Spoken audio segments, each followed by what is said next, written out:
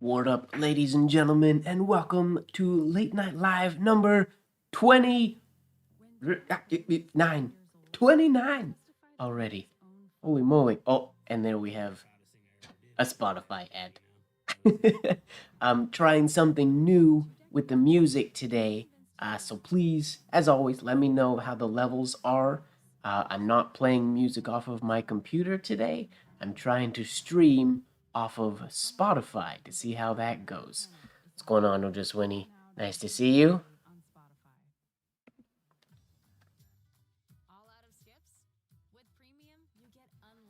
What up, Villas? What up, Mark? Welcome, everybody. It's nice to have you guys here. We're doing cream-colored paper today instead of black. I decided to take a break from white ink. My nibs and my ink have been giving me a tough time lately. Not a super tough time. We've been okay, but I feel like I haven't been able to, even when I'm writing good, my hand hasn't been able to do its best work. So we're gonna, hopefully, fingers crossed, tonight, we'll write with some cream, and I'm going to visit my old faithful friend, Walnut ink. And, yeah, I'm excited. It's been some busy times this week, and I've been very much looking forward to this little practice session. Also, you might notice that in the bottom corner, down there, sorry, list the song. I don't know if the placement of that is the best place it needs to be or should be for YouTube, but the names are down there of the playlist of the songs that we're listening to. Or just when he says the music's a little quiet, I will turn it up a little bit. How's that? Is that better? Okay. Yeah, feel free to keep letting me know. Music up, music down. Mic up, mic down. Everything is completely new as far as I can't. Normally I can hear the level that you guys hear, but now because it's computer audio, I don't know. I can set what you guys hear, but I can't actually see specifically what you hear.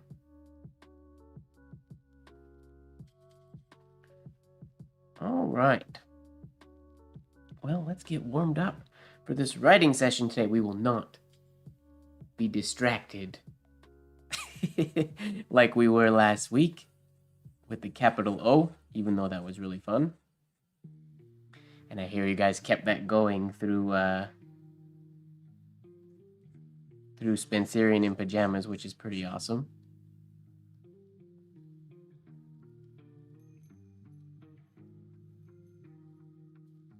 Hey, Bilo.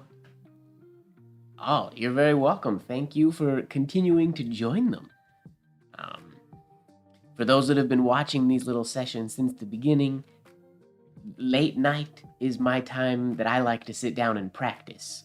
So I started these live videos not so much as a teaching exercise or anything like that. It's more so I was sitting and writing, and my favorite sitting and writing experiences are always at convention or hanging out with other calligraphers and penmen.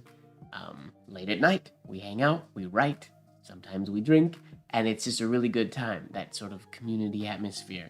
So one day I started to I turned on Instagram Live just to see if anybody wanted to talk to me, essentially, and keep me company while I was writing.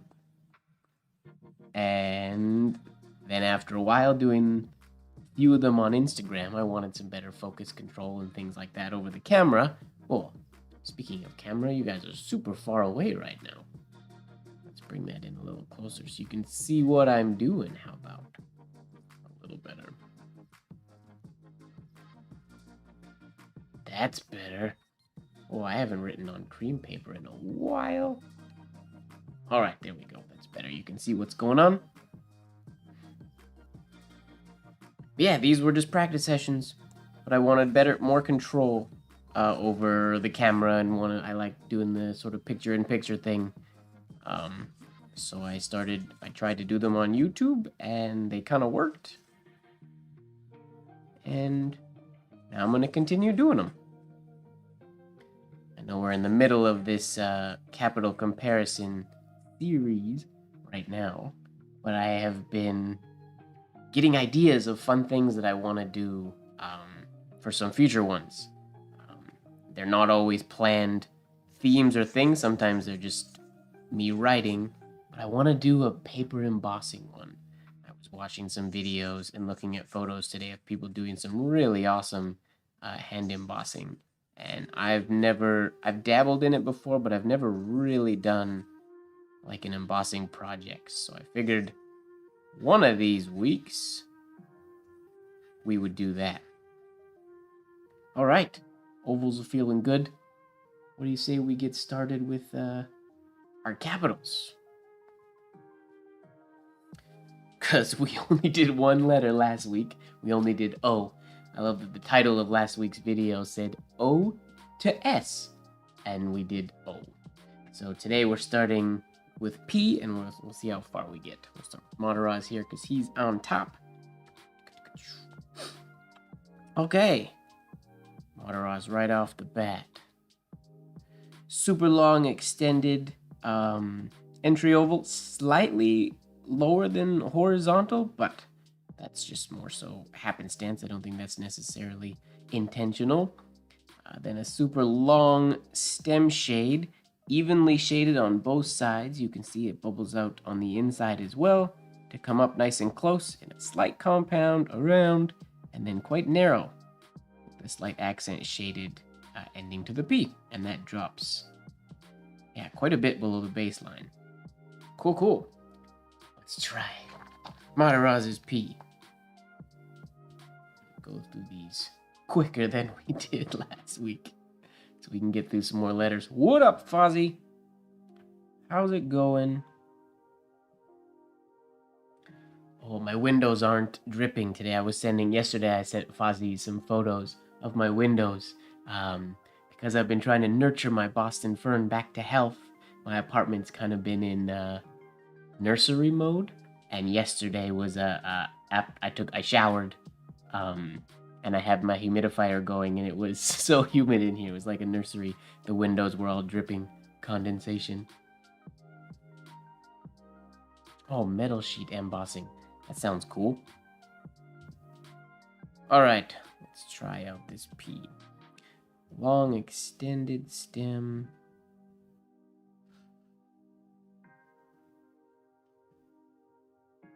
I went a little more angled than I had intended to there. But that actually looks... I didn't get my accent shade going from there to there. And we're touching, but other than that, not too shabby. Now, I will say I'm used to, when I do this type of shade, I usually keep as much as possible. I try to have my shade be on the outside and not evenly inside and outside. So it's a little interesting getting it even on both. Luckily, I mean, that sort of happens when I go quick a little bit anyways, but my tendency is always to try to do shade on the outside. Hey, Marilyn, I'm doing well. How are you? What up, Rupam? Welcome to the live. We got some new people in here today. Some names I don't recognize. Oh, I missed City said hi up there. What up, City? Welcome. What did you get, Marilyn? Wait, what have you been waiting for? Uh-oh, my brain isn't working. There is something you've mentioned that you're waiting for in the mail, isn't there? That wasn't as good. 4 nibs. Right on. What kind?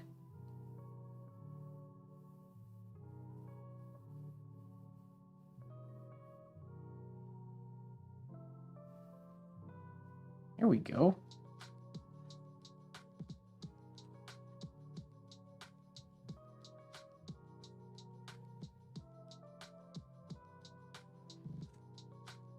Wow, I'm really getting those touching a lot today. Those are turning out okay. Ooh, nice. New fountain pen acquisitions are always a win in my books.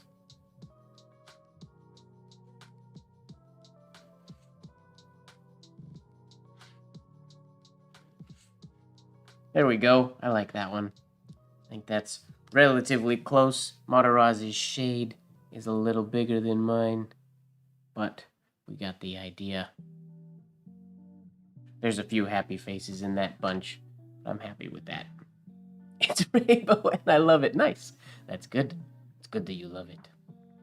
Speedball number 56, number 22B. People like the 22B. Number 99, and the 101 principle. Nice. The 101 is the one that I use the most of those. Hopefully, you enjoy them.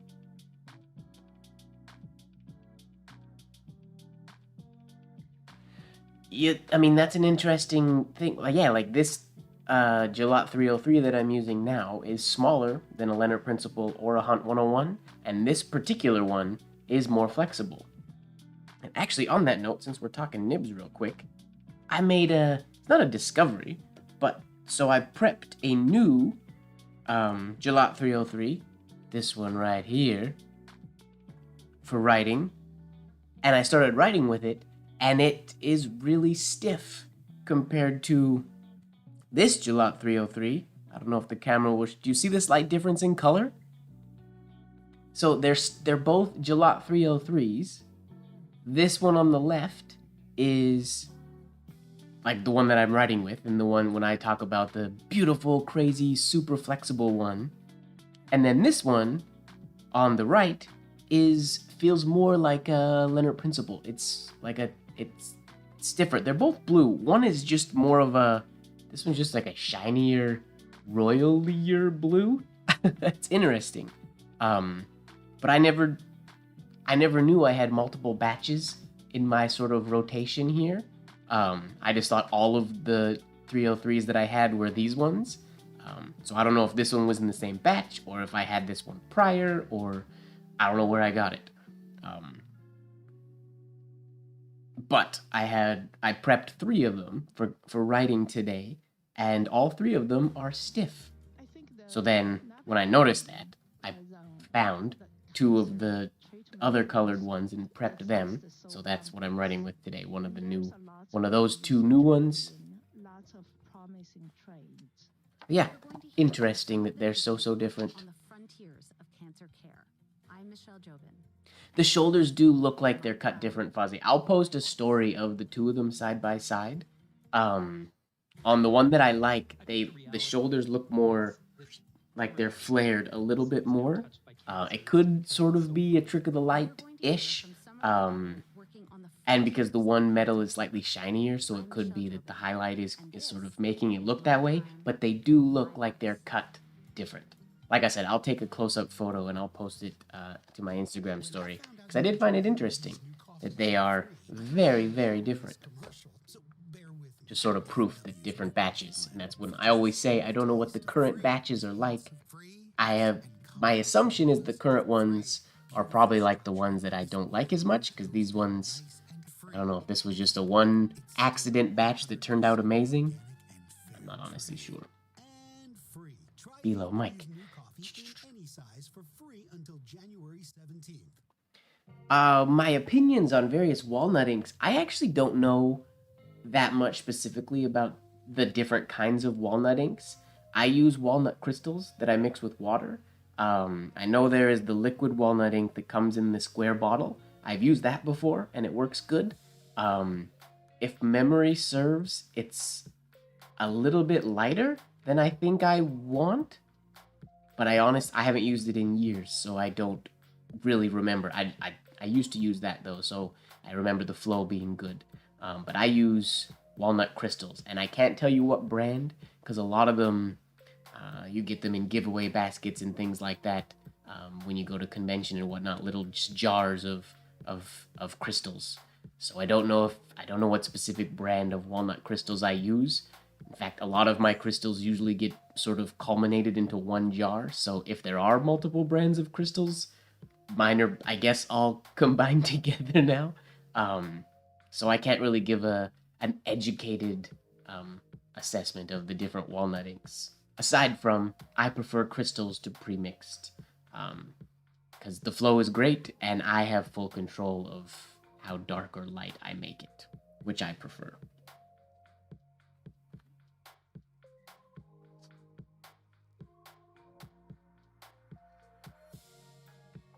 All right, let's go now to Blozer. Ooh, I like that the peas. We got some cool looking peas today. So compound curve, the compound curve stem stroke, and then coming up from the bottom around, and a slight accent. And I like that this is crossing up here and crossing down here.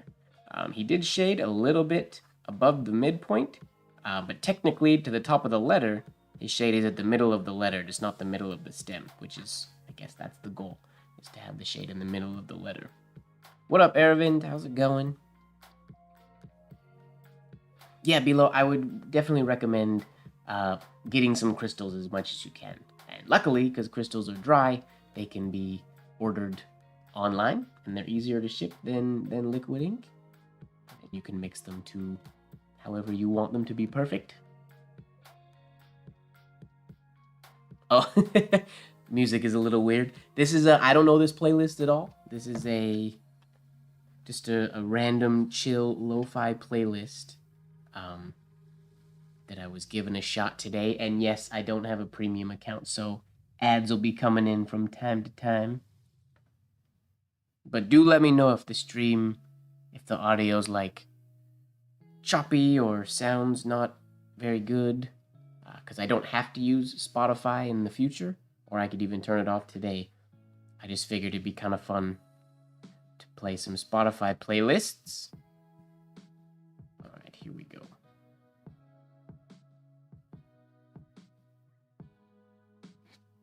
Ooh, not nearly big enough shade.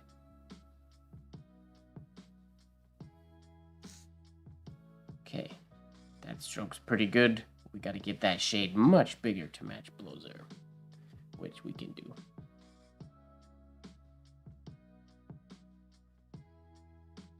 Yeah, if you hear talking that's not me, that'll be an ad. How much water do I use in my crystals? That's a good question. If I'm mixing a jar like this, which I pretty much always use the same size jar, if I'm mixing a jar this size, I'll usually fill it with water and dump. I don't really measure, sorry. Again, and it's sort of I dump it in and I stir it, shake it up, and then when it's dissolved, I check it, and if it's not dark enough, I add more. So it's, my mixing of walnut, I will say, has nothing to do with the flow of the ink or the consistency of the writing. From like this specific ink or the crystals, I don't know if they're the crystals I use or all crystals, when it's really, really thin or when it's really, really dark, the writing to me doesn't feel any different. Which is why I like using it for practice so much, because when I film like slow motion videos, I can have more watered down crystals so you can see the tines a little bit more. Or if I'm doing something like a video, I'll have a darker crystal so you can see the hairlines a little bit better. This one here is kind of in the middle. It goes on dark, but then it dries, like these shades are drying a little bit light, which I think looks gorgeous. Nice. There's sepia. I have mixed it before, so it dries like dark. But I say 6 spoonfuls.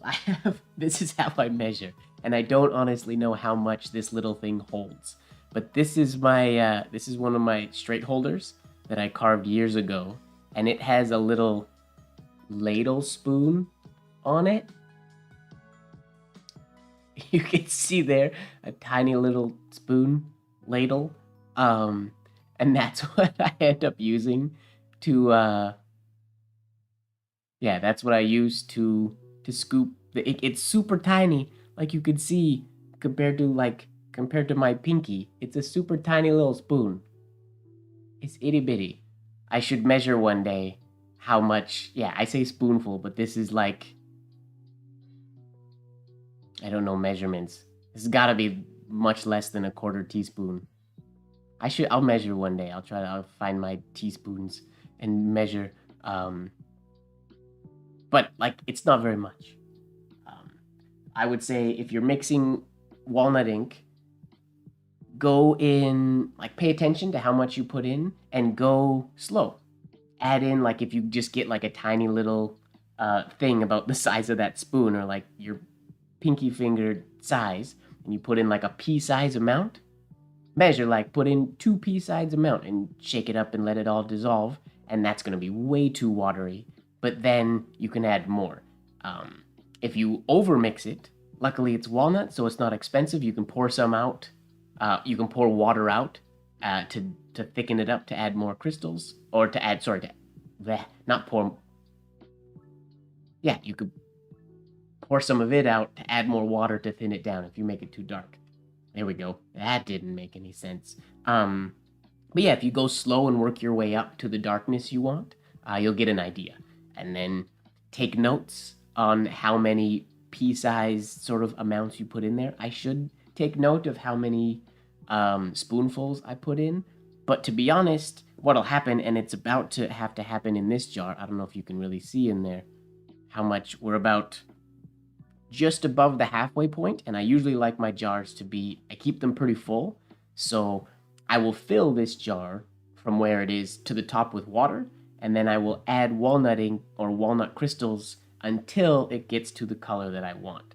So it's not like this jar equals this amount of walnut crystals, because I very rarely make it from scratch. It's always, as I evaporate my ink, I pour water in and I pour water in, and then when I get to the point where it starts to get too light, then I add more crystals. So it's a continuous process of like some water, some crystals, some more water and crystals, always sort of never ending.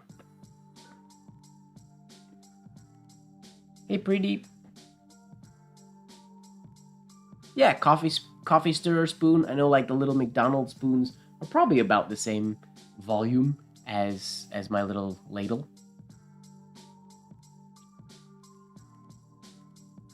Yeah.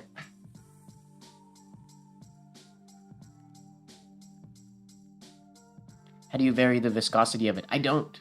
I don't know if I'm just lucky, and the water, every time when I lived in Los Angeles and here in Vancouver, it's just water and crystals. I don't do anything to do the viscosity. If I make it really dark, there's a chance that the walnut ink will get to a point where it will act like it needs more water or something like that. But the thickness of it is never something that I have ever concerned myself with. So no gum arabic, no anything else. I just use water and walnut, and it works.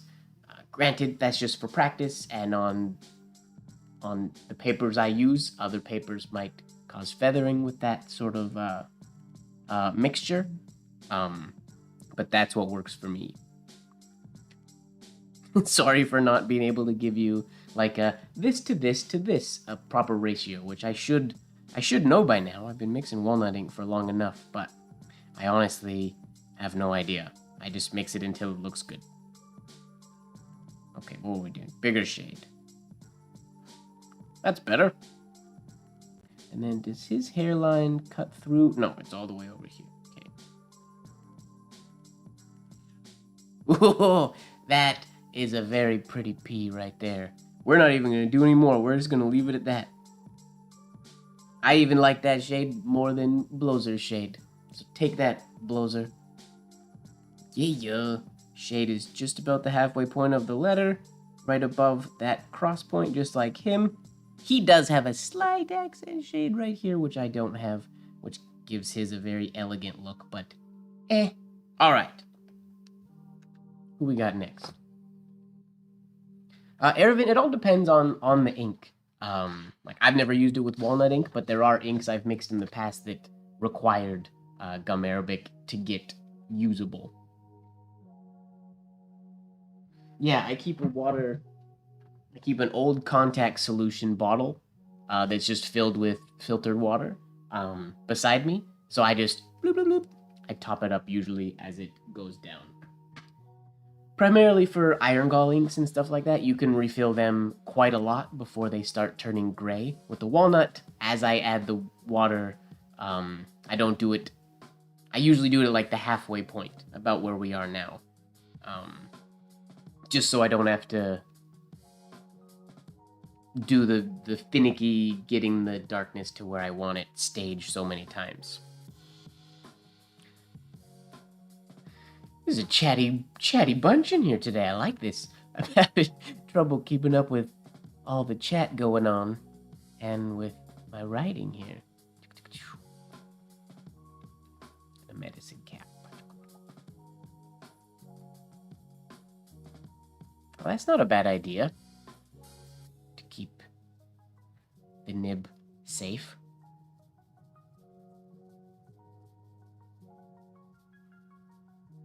Okay, here we go. Kanan. Okay, so Kanan has basically the exact same P as Blozer did. The only real difference is he starts way over to the right and loops way down and then cuts in here. But other than that, the other difference, I guess, his compound curve is virtually the same, but notice his shade starts super low. So that's what we're going to work on. Whereas for Blozer's, when I did Blozer's P, I let my shade start up here, above the halfway point, and then a slower taper. Kanan has a much more drastic, and he has a slight sharper foot here at the bottom. So we're going to shade super low. So that'll be a bit of a challenge. Wait, this one.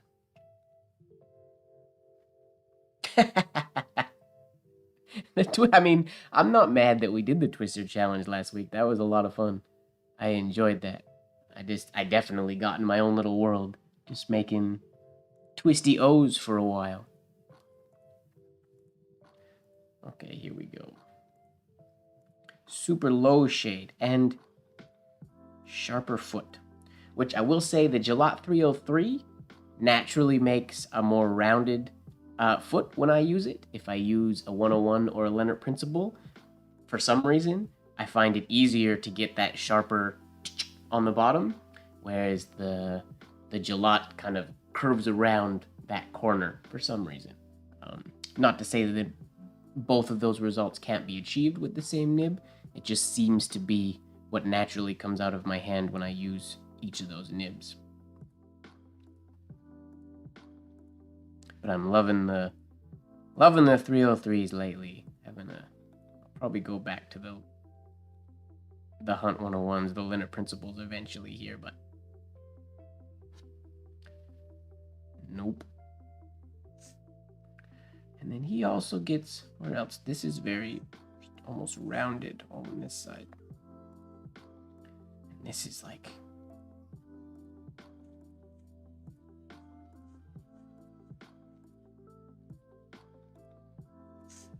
yeah, it's like a very wide oval transitioning into a horizontal oval to cut off the P. We gotta get that stem shade looking nicer.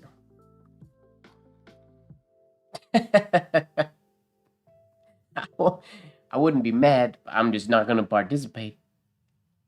No Twister P's today. We're doing comparing the Penman P's. If one of them does a Twister, then we'll do a Twister, but I won't add my own stuff like we did last week.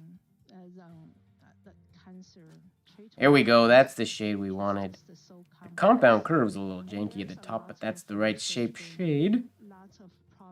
Now we need this big. We're going to hear from some of the people working on the frontiers of cancer care. Yeah. Booyah. That turned out nice. So do you see the difference? If we go kind of not exactly side by side, but if we look at Kanan's variation, or this is my take on Kanan's variation versus Blozer's variation. You see slightly different where that shade is, definitely different shade shape, and this part we're much more rounded on this side, and it cuts in sooner, versus Blozer's was more elongated and cuts in on that angle as it comes over. With hints of freeness and complex aromas of free. Beautifully structured, this medium roast. You think the camera... Is it out of focus? Oh, what might be happening It's trying to focus on my hand. Sorry, I didn't lock focus. MrMGW's new coffee in any size for free. Is that good? Is it in focus now? I did autofocus. I've set it on autofocus when I was showing off the mini spoon, and I forgot to set it back to manual focus. So it was probably trying to switching back and forth between my finger and the paper. Sorry. I forgot to lock it. Okay, I'm gonna try this one just a couple more times. Just because I want that compound curve. Kanan's curves a little more at the top, so it follows the slant line a little bit longer. I want to try to be a little more specific on that one.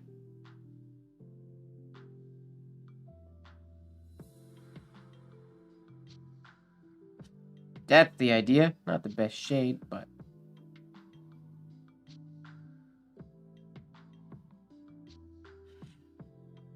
yep.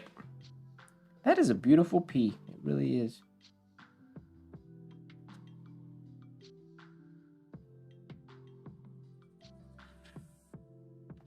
Cool. Kanan still has more of a, it's like a round bowl at the bottom here, but that's all right. Those all look nice, so we'll call those good. What up, Gloria?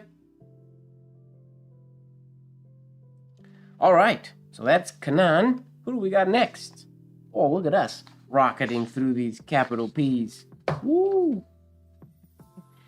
MrMGWard. Oh, it's funny. We have none of these Penmen are using just like the standard P that I use the most. They're all doing this variations. I mean, except for Mataraz of this same one.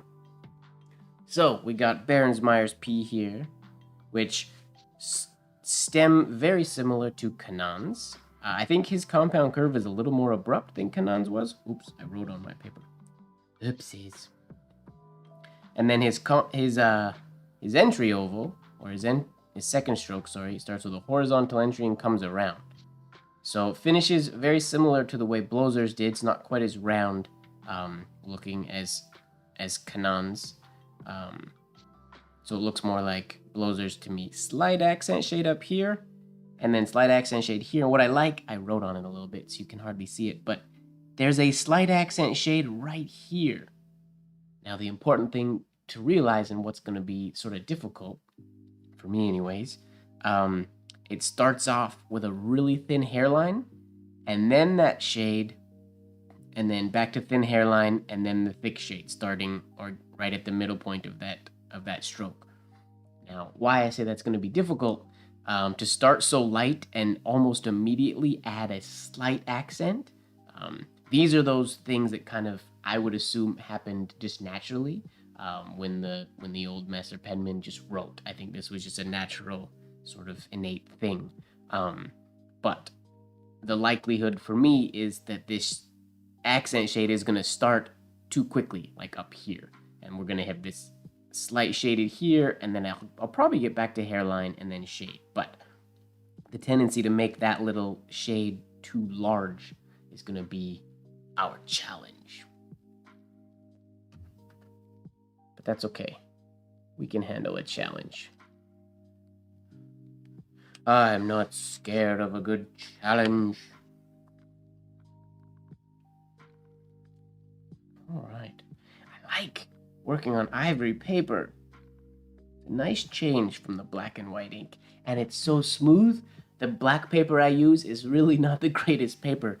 Most of the time I'm just fighting for my nibs not to snap. But this is glorious.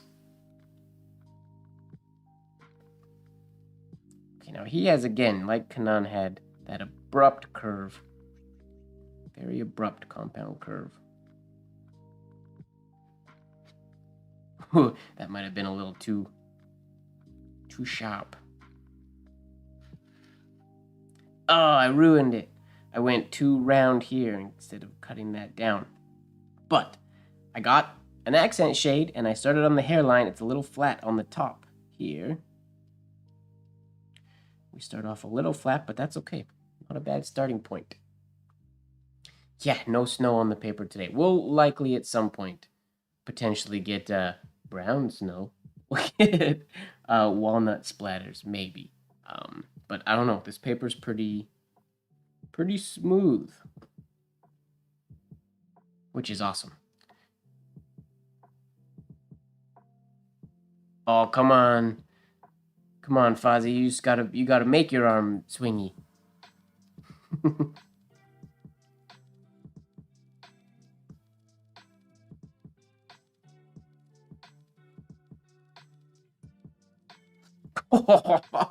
That's kind of another thing I was worried about.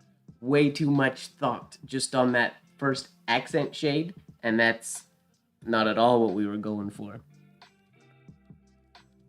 There were you'd see like the capital S's and stuff sometimes with a fully shaded top curve or top loop, but not on a compound entry like this. So we're gonna have to fix that. That one's not bad. Little too much on top. Now, what shape does he have for this compound curve?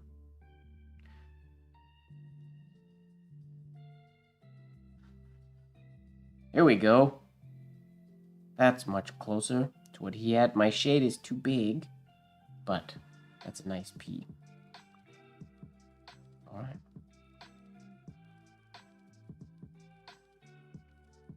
Just double checking. Music and everything sounds good. I sound good.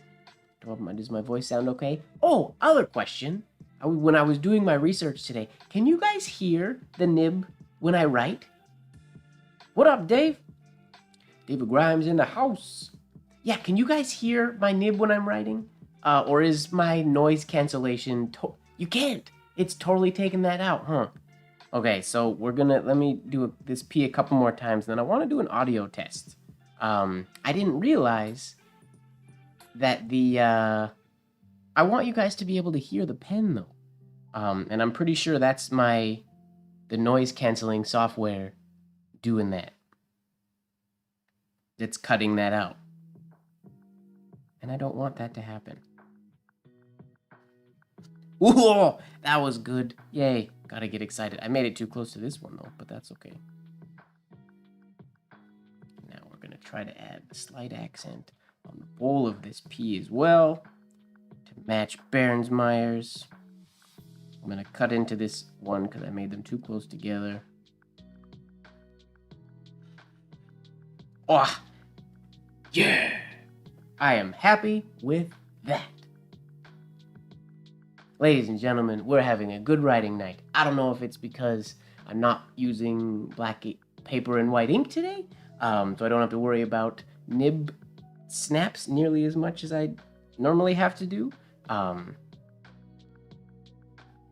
That was a nice P. I'm very happy with that. 3 slight accents that are just slight. Thank you very much, sir. All right, I think that was a good one. We're gonna have a quick tea break. It's the rainforest. It's actually today, I think the humidity level in here, the windows aren't dripping today, but it's, I think about 75% humidity in my apartment today.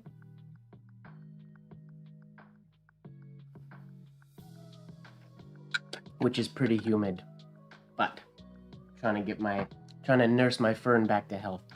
Okay, I want to do a quick test. I'm gonna do a quick change to the audio. I'm gonna turn off my sound or noise canceling software, and I want you guys to tell me which is better, nibs and no cancellation software, or cancellation software and no nibs.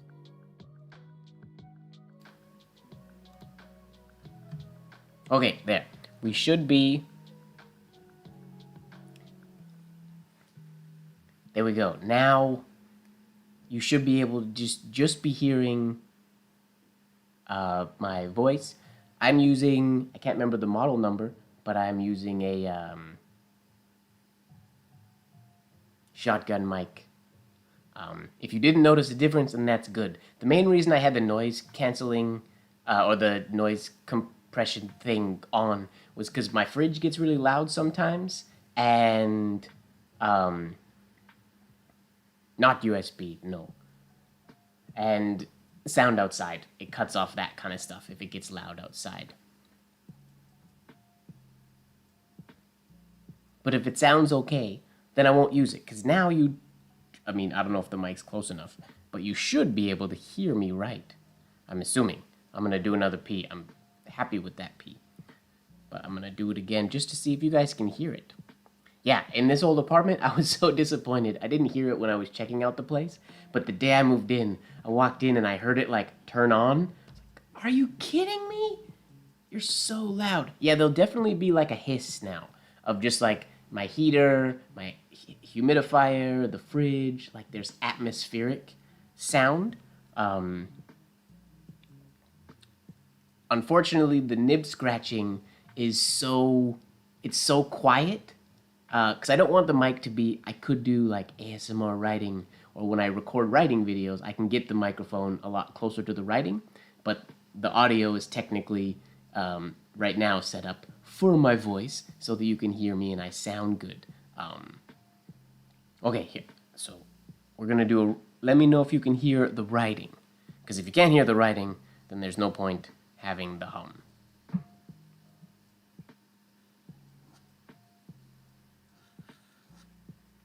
Do a bunch of these rapid. Ooh, ugly. Whoa, these are both not very good. And you guys just let me know if that sounds. Can you hear it, or should we just leave the audio filters active? Ooh, that was a good shade. Slightly. So you guys tell me what's better. Do you guys want to hear the writing and no hiss in the background? I guess I could try to drop the microphone as well. Potentially. Well, here, let's move on to the next P. I'll leave it like it is for now.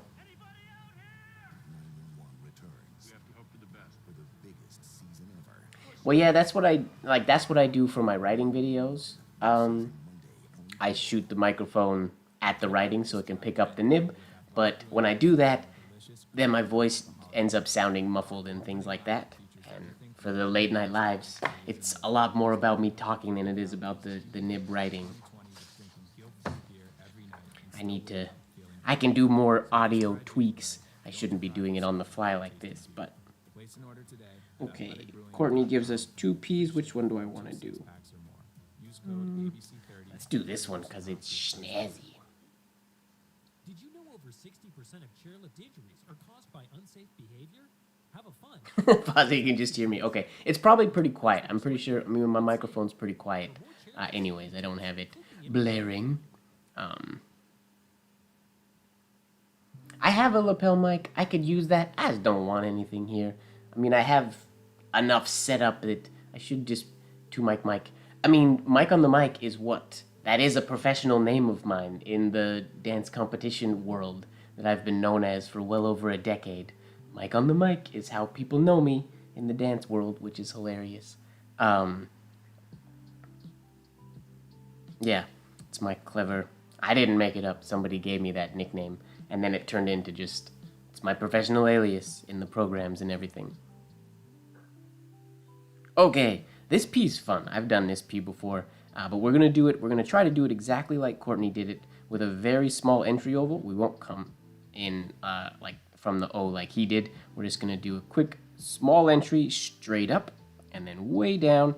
See, and now notice he does, if you remember how Mataraz did it, his shade was sort of evenly shaded on both sides of the downstroke, whereas Courtney does it more so the way I try to do it, where his shade is primarily pushed out to the left side instead of center.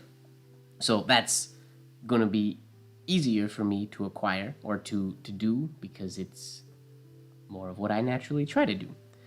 Come up, tiny oval with a slight accent shade around and a giant shade that is, interestingly, that's the bowl of that P is on the baseline here, which is normally it would be slightly above the baseline. But we're going to do it like he did and have that bowl be right on the baseline. Wow. So that's just a really long tail.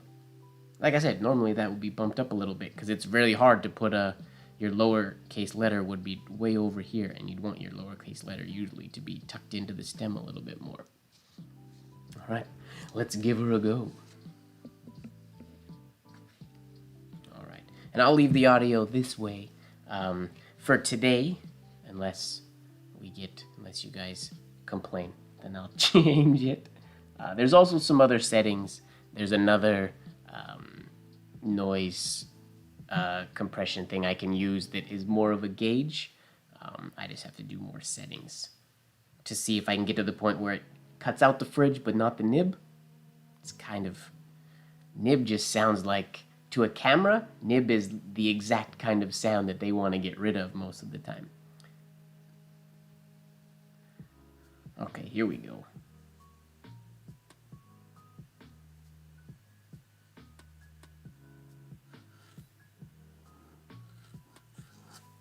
Okay. First up, my elbow was not positioned ready. I was too low. I didn't have enough reach to get this.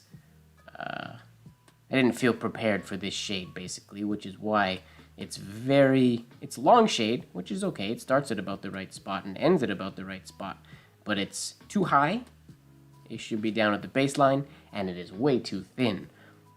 Same with this one, but if it should be at least as thick as this shade down here, and it's much too thin. So we're gonna try to bubble this one out a little bit more and get this guy bigger. Yeah. So a big part of doing a large letter like this that extends quite far below the baseline is setting my forearm. Like if you just sit down to write, and I'm here, if I lay my hand down to do the entry oval, by the time I get to the P, I'm gonna be stretching way over to this side. So you kind of imagine where your elbow is gonna be, or where your arm is gonna be working for the whole letter when it's big, and then you reposition your arm so that it's ready for those big shades, and then you can roll this way for the beginning, but you're prepared for the money shade, if that made sense.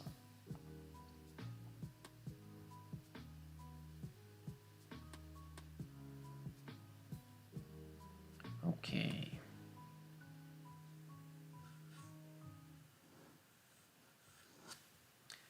Still not a big enough shade. And I brought...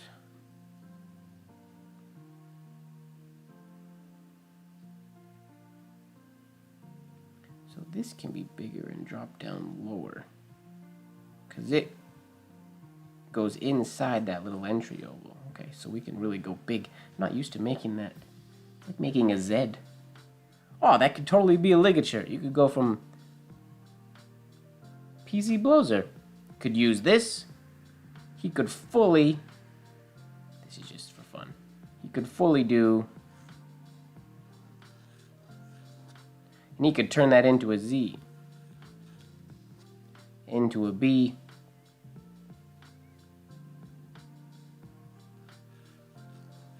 Oh, that's an ugly B. But he could do something like that. It's a neat little ligature. Not the best execution, but that's fun. I love that Dave is chatting in here and all of a sudden everybody else is crickets. What's going on? Everybody...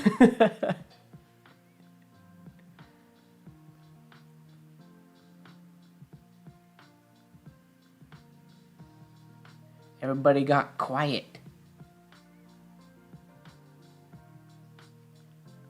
Exam.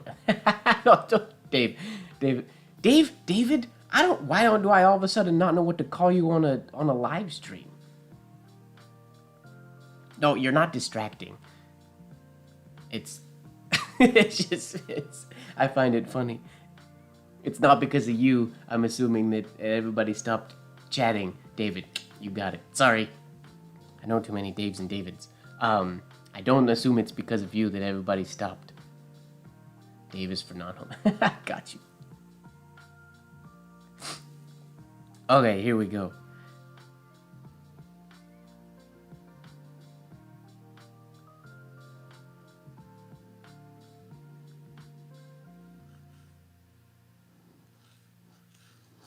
Oh, I got a little weird wave there, but the rest of it was pretty what I was looking for. I don't know where that weird wave came from.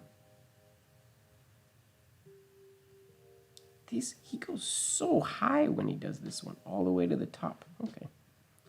Okay, we can do that.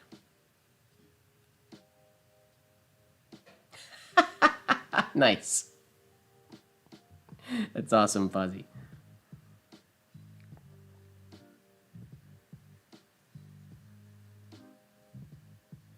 What song? 9 to 5?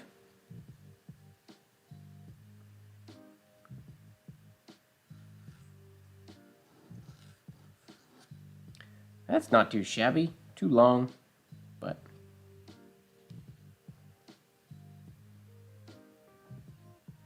This is a fun pea. I'm really not used to dropping the bowl of my pea down to the baseline.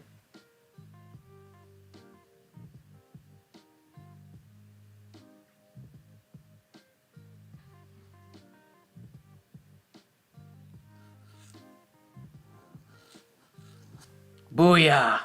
There's what we wanted. Super long, large shade, large shade. Could be a smoother round shade down here, but I'm not gonna be I won't be too picky today. I don't wanna get stuck on this one like we did the O last week. Do you find the direction change at the top to be difficult? Up here?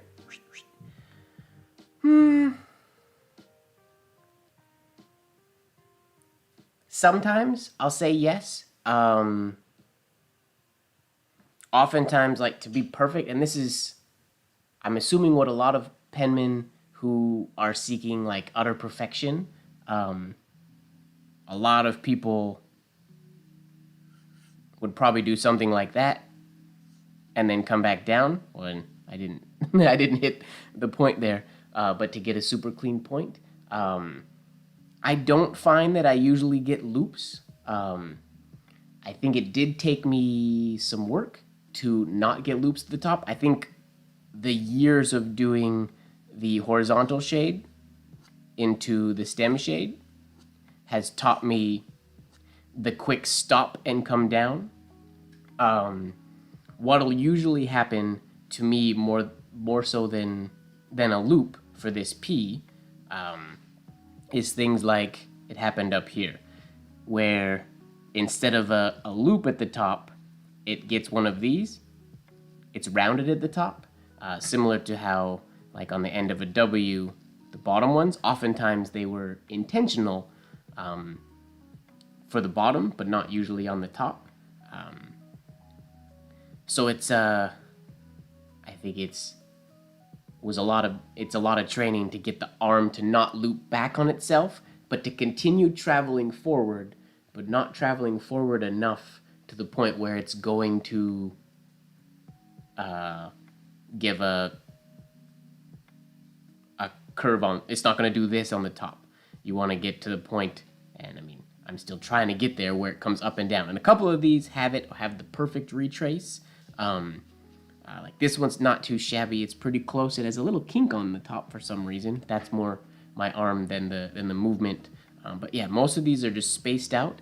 They never really loop over, and I do think that's just from constant horizontal oval into stem training, because this one's traveling to the right and then transitioning to down. So forcing myself to not let that have a little loop on top, having that be a point, I think helps keep the top of a stroke like this P sharp. The main issue I have, less than the loop, is, and this is something that has plagued me since I started movement writing, straight, clean downstrokes on the pull strokes on the slant line. I will often pull off slant, or they get like weirdly crooked and warped. I have a tough time pulling a nice, clean, long downstroke, which is, I mean, just tells me I don't do enough push-pull drills. But for some reason, just like starting at the top and coming down, I have trouble getting a nice straight line. Like that one's nice and straight, and that would be great if I did that every time, but I don't, usually. But it is a challenging point, most definitely. And I could definitely see the loop plaguing a lot of people. I know it did for me for the horizontal ovals for a long time. And I'm just assuming the only reason I don't see a loop on top is because of that practice, to continue the motion to the right. Cool, we're going to leave that Courtney one there, because I'm happy with that one. Again, my reversed oval shade could be a little better, but we're not being too picky today. We're chilling. We're just being moderately picky. All right, JD Todd, what do you got for us? He gives us 2 Ps. We're gonna do, this one's very similar to, it's like a combination of the Mataraz one we did at the beginning, and then the Courtney one we just did. But I think I'm gonna do this one, because it has a stem shade, like the other 3 we did. It's a nice sharp turn stem shade. Not as, you'll notice, not nearly as abrupt of a compound curve as like Berensmeyer's and Kanan's. But the reason I want to do this one is because instead of looping from the right, like the other Penman, he loops from the right side and goes to the left, shading shading the oval on the left side, and then accent shading the second one. And that's, looping that way is something we don't do that often, or I don't do that often. I guess that's capital O and capital D territory. So we're gonna do that one. I hate stem shades. Don't worry, Fuzzy. A lot of people hate stem shades. The freestanding, the compound curve stem shade is one that, I mean, I've mentioned it in many live videos and just in general. It is the continuing one has become, and still is, those aren't very big shades, but one of my favorite drills to exercise, and I feel like it helps train so many other aspects. And I think doing that one, what I need to work on is getting uniformity in my compound curves, because they're not always the same, unfortunately. But the that is what I think enabled me to be able to go from doing a nice compound curve shade, and then, or sorry, a nice regular stem shade at the end of the compound curve. I think it's those 2 things. It's getting the compound curve, and this is the drill that I use to get that compound curve in my body, because this is the one that's the most natural. And then getting the shade looking the way I want it, which, using the standard stem shade with a horizontal entry oval, is the way I practice that one. Combine those 2 together, and on a good day, we got a good shade, in theory. A session on copperplate, I mean, if you want to copperplate an engrosser script, is David Grimes, who's in the chat right now, is the man you want to talk to for that. I could do, not for a little bit, I want to get through the capital comparisons, but we could plan for the future. I could do a late night live engrosser script edition, since people ask me all the time to see more of my engrosser script. It's not always amazing, but we could do that. We could plan for an engrosser script late night live one day. I'll put it on the idea list. Today is not a good day. Uh-oh.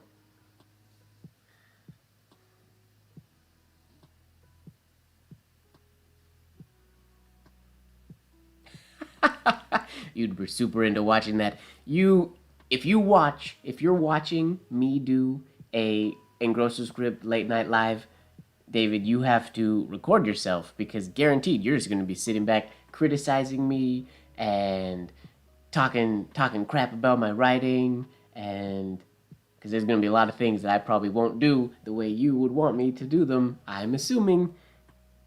I'm guessing.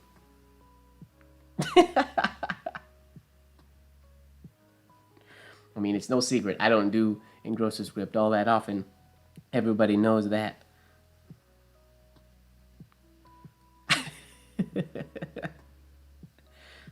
We'll have a. I'll make that video, and then David can post a reaction video to moments of that one.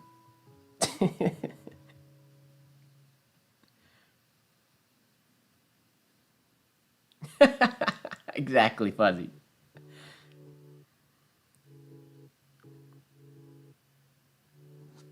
Whoa, why am I going so long? There's another thing that the Gelot 303 will do more, I think, than the Leonard Principle and Hunt 101. Your shades will have a tendency to want to travel to the left. You have to like rein them in more than you do with the other nibs for some reason. And again, different experience. Different people probably have different experiences. It's just how I naturally write when I'm using a 303. Those shades. See, beautiful, round, nice, long shades is what comes out of the 303 for me. Now here, I'll come back to the chat in a sec, but I want to focus on getting this. I've never crossed a P this way. This is neat. How low did he go about there? That's cool. I cut this off too much. It needs to be rounder there, but I like that. Yeah, well, the shade's here, so it's either backwards or he threw it. I'm assuming it's backwards, but you can never really be certain. I'm assuming it's backwards, though, because he has the shades are, because they're here and here, it would likely be backwards.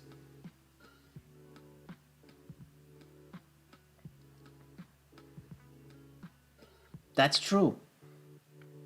David, you know what we should do, technically? We won't do it for the Late Night Live one, but once I get figured out how to do, because I want Brian to do one, and he wants to do one. I'm going to start doing Late Night Lives with guests, so we can have themed night, and like I'll do an Engrosso Script Late Night Live, but it would be fun to one day, you and I should do just a Late Night Live writing session, which would it would probably end up being Engrosso Script, I'm assuming. Or we could fuse the two. That would also be fun. Yeah, that'd be something to put on the idea books. Is this your main holder? This is the, so I guess right now it's my main holder. I don't really have a main holder. It's the, whatever holder I'm using sort of ends up being my main holder. For years, this is probably my mainest holder. But this flange, I don't want to mess with it because I like the way it is. And it's not set up very good, or doesn't hold Gelot 303s very well. So I got one of my flanges that holds a 303 really well. And that happened to be this one. But this is a pen that I turned into a folded flange, which we talked about this last week. Quite a bit more about this really unique, cool flange design that I am super a fan of. I don't think it makes the pen feel any different. Like, there's no... Me saying I'm super a fan of this isn't me telling everybody to go try and use a folded flange nib. It just... The difference is the rotation of the pen in your hand, the nib's able to drop down, so it drops the pen, or the nib, sort of below the pen, so it points up to the middle, rather than coming straight out and pointing down to the middle, if that makes sense. So its orientation to the paper is the exact same as my other holder, but its look and the way its orientation to the pen itself is completely different. It's fascinating. And like I said, I don't know if I don't feel better or worse writing with it. I just find it's really interesting, and it feels really good to write with. But again, my other pen feels really good to write with too, so I can't give proper pros and cons. Yeah, they're cool. Remind me after this, and I can send you some photos. I first saw them. There was a group of them that were part of the Osborne collection. Yoke probably has a bunch of them. He probably has them now. But they were. I got the idea from the vintage pens, and it was the day I was looking at the Osborne collection that he told me that they were called the folded flange, and sort of why they exist and everything. And they're really cool. I like them. The one thing that is handy, because of the way it's folded, if you want to change this angle, what is that? X-axis? I don't know. This axis, more so, is much easier with this one because it can twist at the folded point, rather than with a nib like this, the whole nib portion, like this whole arc, has to change this angle, so the cut inside is different, and where the fold, like, it changes the whole shape of the metal. Whereas this one, once it has the folded bit, it can just be folded along or bent along where the fold is, and that will change that axis a lot easier than a regular pen.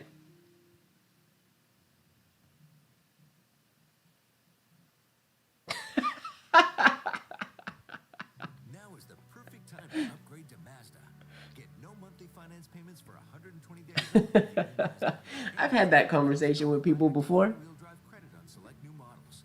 Click the banner or visit Mazda.ca for details. Oh, I let ink dry in my nib. Here, we're gonna take another sip of tea here. I don't want to let my tea cool down. It lasts longer because of my cool bottle, but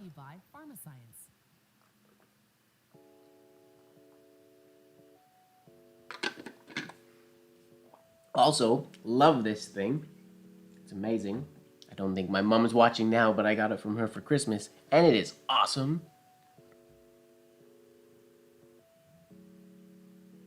Okay, here we go. Let's try this reverse P again. That first one was good, but what do you mean by the nib sits? Yeah, so here, let me do this P, and then I'll talk through that one, Otis Winnie. What do we need? A little sharper on the bottom here.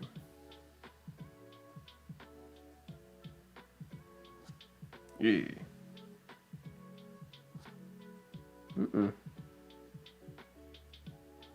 That's better. That's better. Now, what did I do wrong? Not round enough.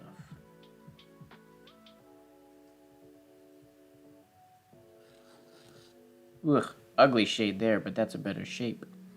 So what I was meaning...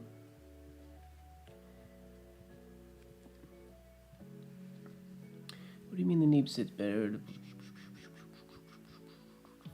So it means the folded flange changes nothing to how the tightness of the nib in the flange. This flange just happens to be, it's pinched in the right way and it's bent in the right way to hold Jalot 303 nibs. Jalot 303 nibs are smaller, so some flanges will hold like a Jalot 303 and a Leonard Principal, but most holders that are set up for a Leonard Principal or a Hunt 101 won't hold a Jalot 303. Some of them will. Michael Saul's holders are notorious for being able to hold both because of the way he bends and puts the arc in them. But a lot of my holders are set up for sort of one or the other. I have a couple holders that will do both, but they're sort of more specialized to hold one or the other. And this one just happens to be set up for a Jalot 303.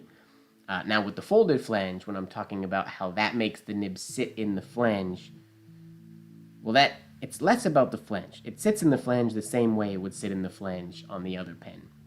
It's the positioning of the flange. And I did this last week, but I'll do it again here.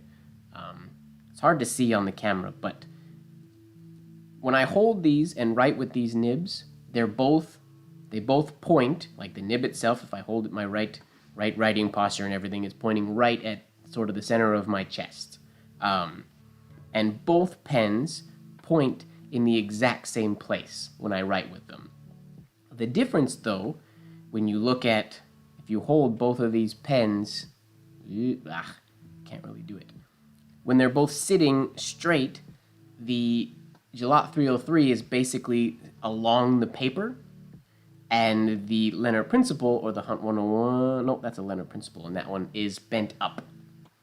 So they're sitting completely different in reference to the pens, the holders, but the way they're oriented with my grip and everything, they sit the exact same, which is why I say they feel the exact same to write with.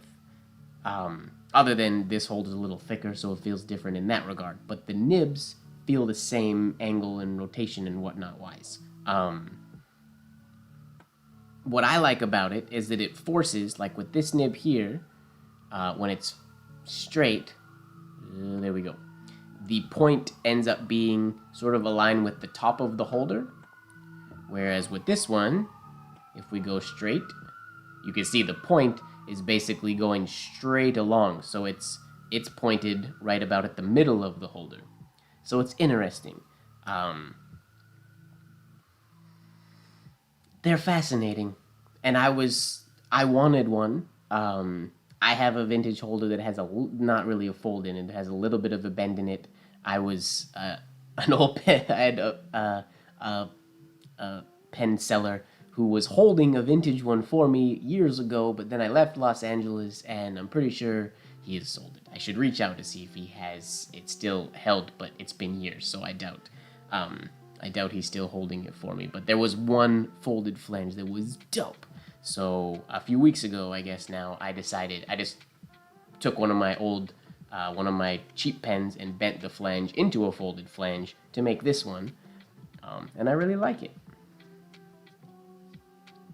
They're cool. Oh yeah, or Ervin, you kind of made one last week. That's cool.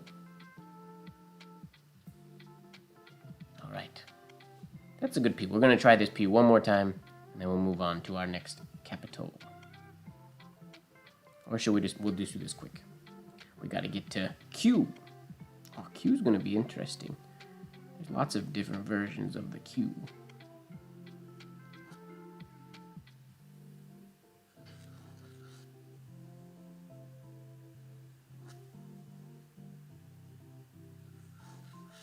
I can't seem to get that shade looking nice.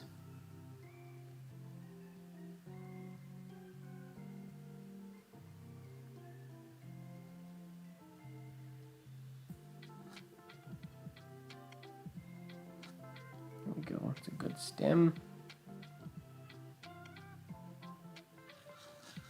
There we go. That looks close enough, I think. Give that the happy face of approval.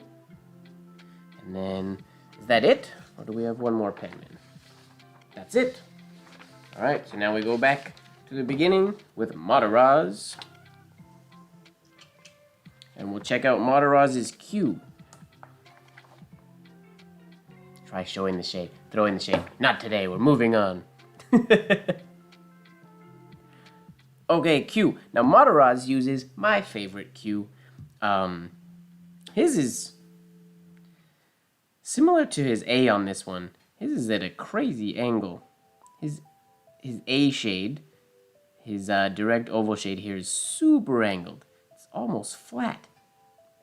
Super angled, very round on the base. Comes up. Little shade here, smaller than you would expect from Mataraz, and then comes up. Notice, no compound curve on the way up. It just comes out and over. And then large horizontal oval that bisects the baseline with a tiny accent on the lower right corner.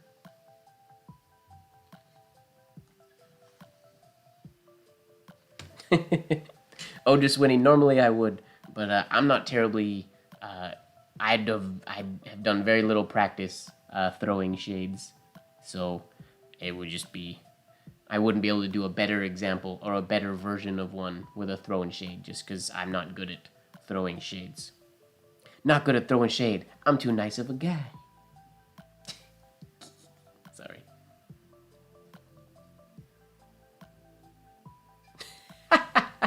Not today. Okay, here we go. See, oh, here. Let me just, so I just saw the second cue he did here. The shape of his first stroke on this one is way nicer to me than this one, but whatever. We're doing the first one because that's the alphabet we've been copying of his this whole time.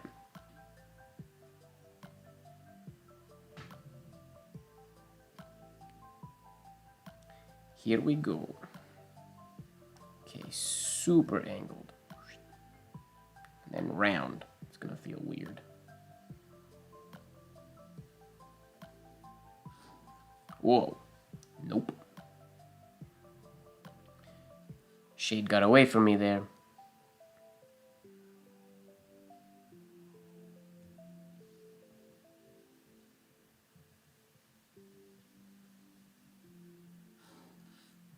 Here we go.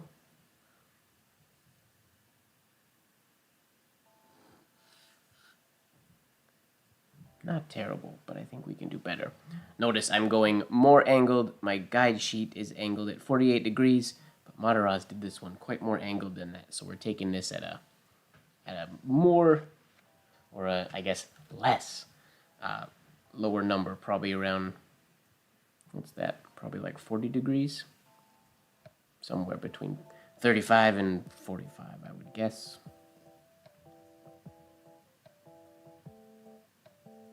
Let's try to shorten that shade, keep the shade a little higher on the A, and a little bit shorter, like that. Ugh, too pointy. I really like that, but it doesn't look like the one Mataraz did. And his is really round, right here. The shade is good. It's just coming out of it. He was much roundeder. Yep, same shade as the A.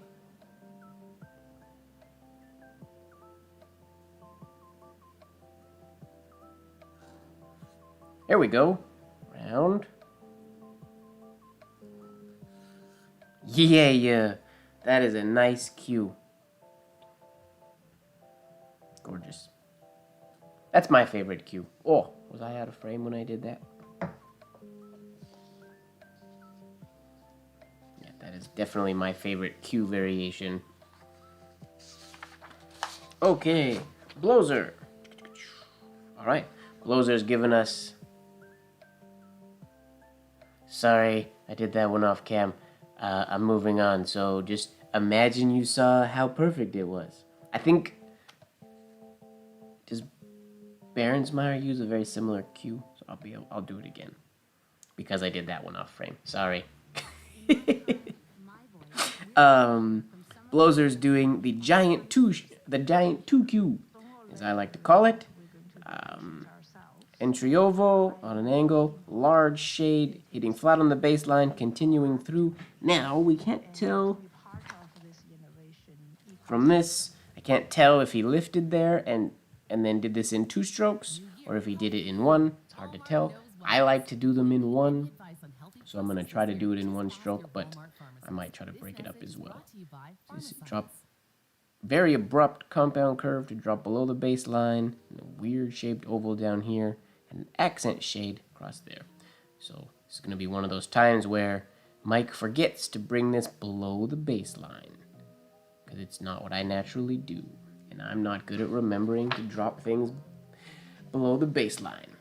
Drop it low, drop it low. I can't do it. I can't drop it low. The 2Q has its place. I don't use it very often myself, but okay. So this is another example similar to that long P that we did. When I'm setting up for it, I'm making sure that I'm dropping my forearm so that it's ready for that large shade and the exit stroke. Notice that exit stroke has to drop really low because it's dropped below the baseline. So I have to set my arm up so that it's able to reach down below the baseline. If I set up just for the first horizontal or the first angled oval, I would be at my range of motion by the time I got to the bottom there. Because unfortunately, my range of motion is not as large as I would like it to be. So I have to be aware of those things.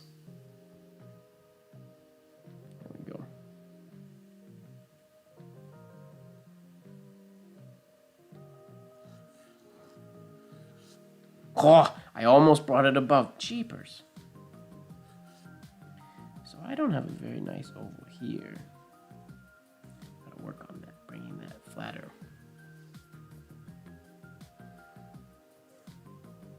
I don't use the 2Q very often. I'll show you. Traditionally, there's a good chance that he wrote this letter like this, in 2 pieces.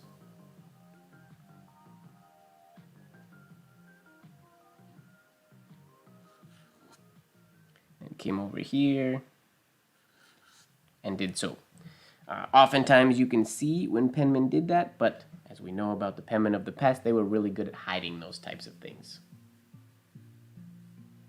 Pretty much all Qs have legibility issues. They can all be read as something else, even at the best of times. That's why when I use Qs in things, it's always up to, the Q I use is always up to the client. Whoever the client is, they get to decide what Q I use, because a lot of them can't read some. They'll think it's a G, or an O, or a 2.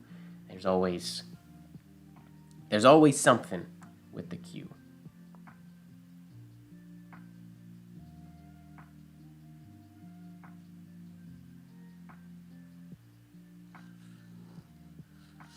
Here we go. See, now I like to do it in one shot without dropping below the baseline.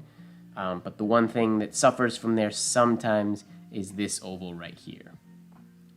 Which I'm going to do that one more time and try to make this oval a little bit bigger. I want this to be flatter on the baseline just a little bit. And then it'd be nice if this smoothed out too.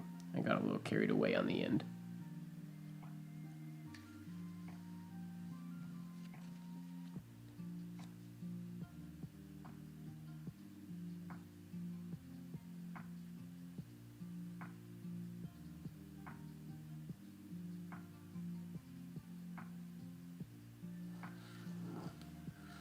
I said I wanted to make that bigger, and I made it absolutely tiny. Ed Fong in the house. What's going on, Ed? Nice to see you. Oh, I was off camera again. Why am I off camera so much right now? Sorry. Did I move? I might have moved.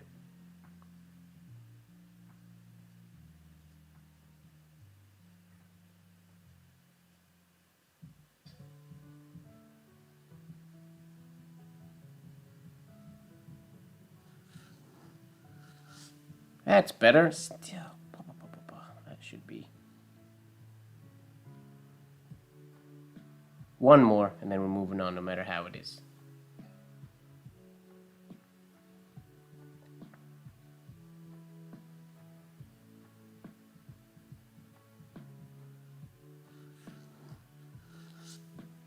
Nice. We'll give that a happy face. It's not perfect, but I like it. There's EW blows it. Oh, except he had an accent shade here. But that's alright. I could zoom out just a little bit, but I don't want to get you guys... I should just be writing. I'm writing in a different spot. I think I moved. I repositioned myself. Certain letters, I guess, I'm more comfortable with closer or farther away from my body.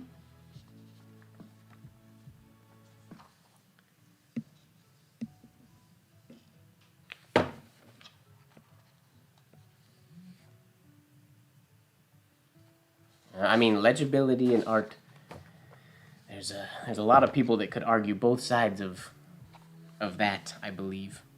All right, Kanan, what do you got for us? PQ. Ooh, so Kanan, he does the same version of the Q that Mataraz does, but way more like I think I would want it. I actually think my camera is sagging. Give me 2 seconds, and I'm gonna... Where do I want it to be? What about there? I'm gonna change my camera a little bit here.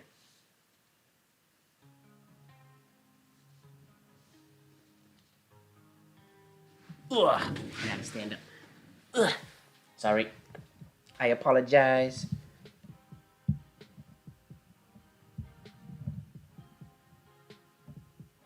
So I'll be...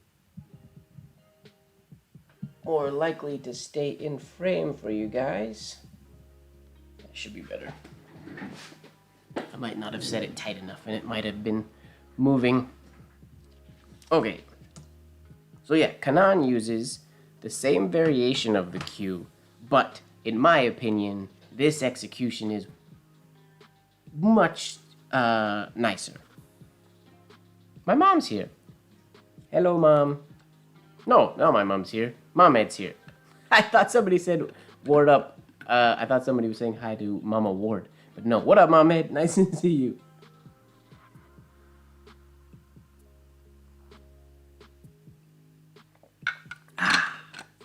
Okay.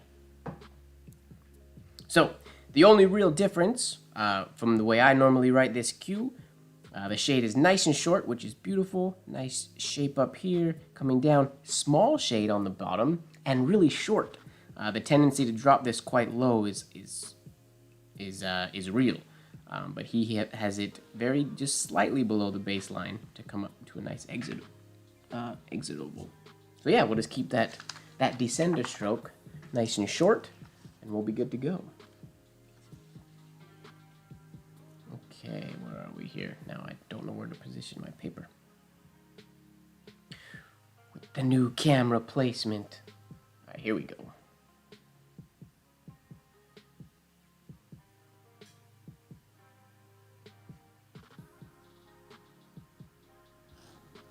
Ugh. Not sure what happened there. Woo. My shade got drunk. Drunk shade.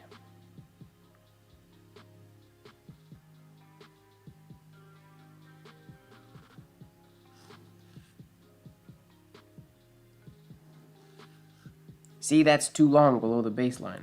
Need to bring that up to like there, I think, to make it look more like it. I really like that, but I think it's too long to be the same as his, and I gotta shrink that shade just a little bit. Oh, that would be another shirt idea. Getting ticketed for drunk shading. I like that. I'm adding that to the t-shirt list, which is way too long. Sorry, everybody, that I haven't actually made any of the shirts that I talk about all the time.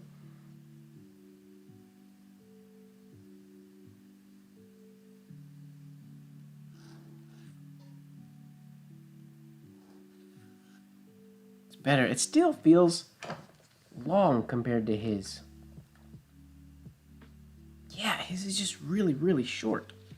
Let's get a new sheet of paper and try that one again. A couple more times, then we'll move on.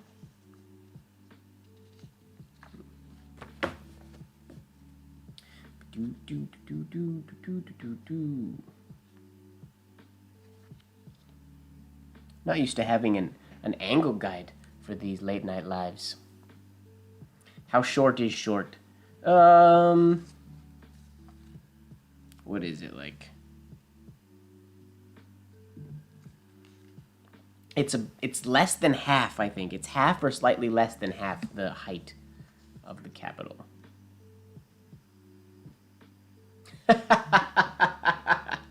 Yes, Mohammed. Drunk penmanship style. Ooh, I'm a master in drunk style. Ooh. You got drunk style capitals. We got shades like. Ooh. This is drunk style. That's A. This is B. Then we have. We have C. Oh, maybe not quite that much. What up, James? Okay, I'm not gonna let myself get distracted and go through a whole alphabet of drunk capitals. But that's funny, and something that it's actually quite weird and challenging to do that well shading. It is we're gonna remember that, ladies and gentlemen. Maybe one day we'll do. Am I allowed? Can I do that? Can I do a real drunk style late night live? I don't know if I want to get drunk on video. Maybe I do. Why not? Here, let's Let's not get drunk and try this Q one more time.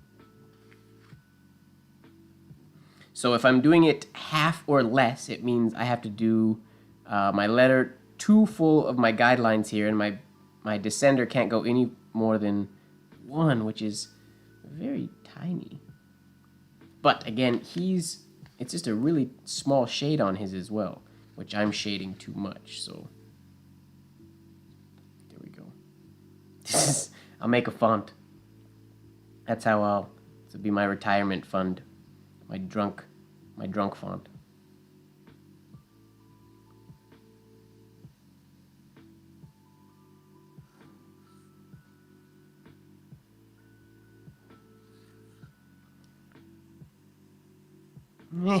Doesn't look like his. Why doesn't it look like his?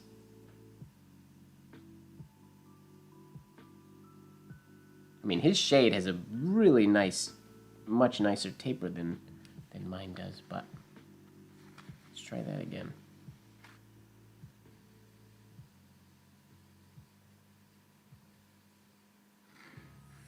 This is the sound of 8 million garbage trucks. Yeah, it's where his shade starts. Food is wasted. Wait, let me look and confirm. Totally. That's what it is. His shade is starting up above the baseline. That's how he gets. I mean, that's the extreme. That's a little too short. If that one was like there, I'd be really happy with it, I think. It's like it's heaven sent. Okay.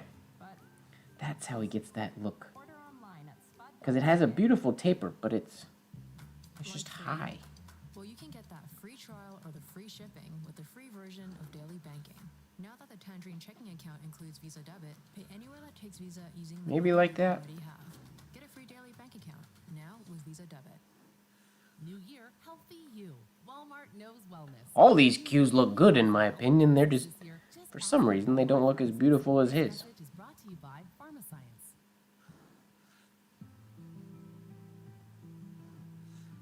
Ooh, that was a good one. Too long though.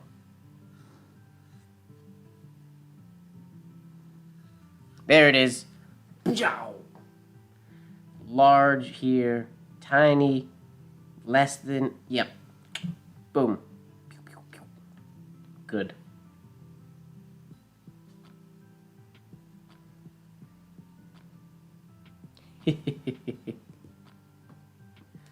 Drunk style.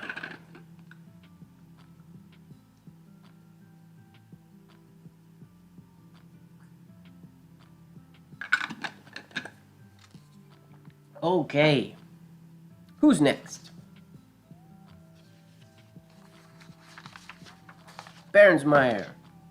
Oh, so Berensmeyer uses a descended Q, but he goes into it. Now, this could be read as a G really easily.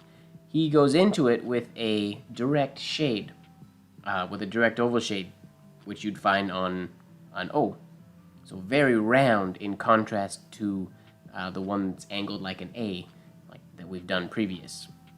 So we have a loop around, come up, super round, just like we're writing an O, and then in the same shade. He has more of a compound curve in here than the other Penman so far. The other ones have curved and gone pretty much up and curved into the exit. His has an abrupt a little bit more, which is normal for his style. I want to confirm real quick on the video.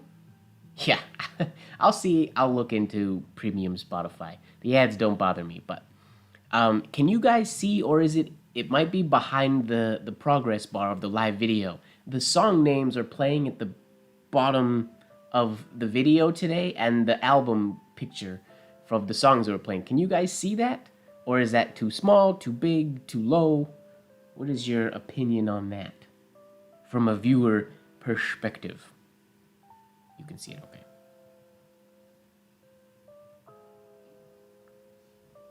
I don't have to have that there. Sometimes you guys ask me the song, it's blurry. Oh, it shouldn't be blurry, okay.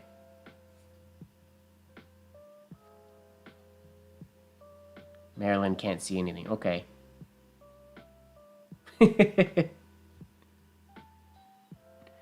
purple blob. What resolution are you set at right now? It should be clear to see. Let me do something here. Whoops. Okay, drop that back down here.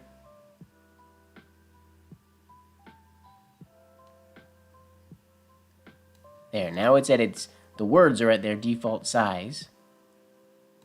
And then there's a purple square. Whoa, whoa. Did I just mess it up? No, that should be good. I raised it up just slightly. If you guys can't read it, I don't need to have it up there. I just thought it would be neat to have the names, because most of the songs I don't know. Okay, we can make the colors. I guess for today's right, this would be good for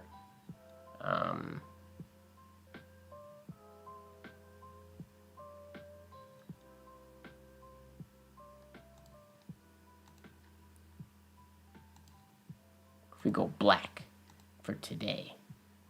Is that easier to see? That should be better.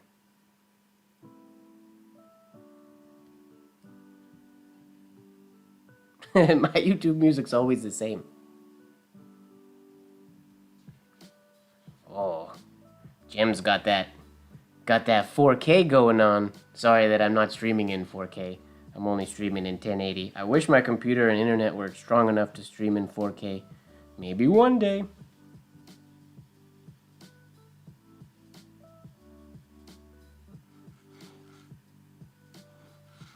Whoa, I did a G. I totally did my descender the wrong way. Okay.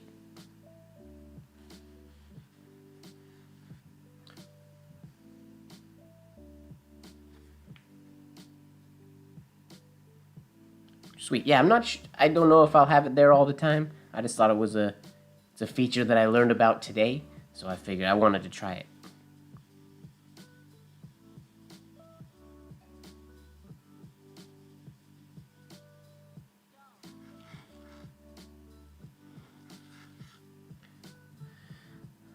That's close to his. My descender is too long.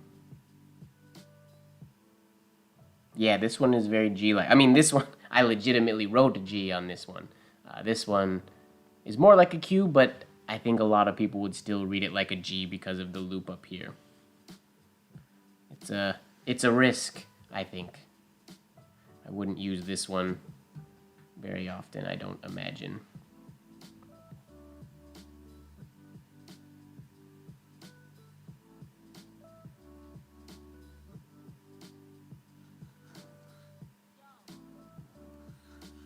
Nice. We'll be happy with that one. Cool, so that's Berensmeyer, giving us the weird G.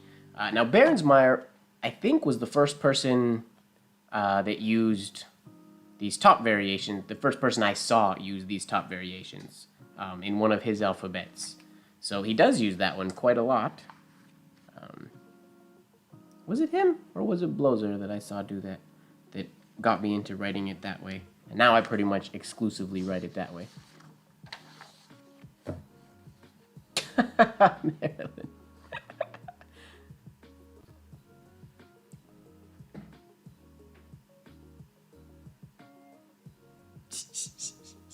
Okay, what do you got for us?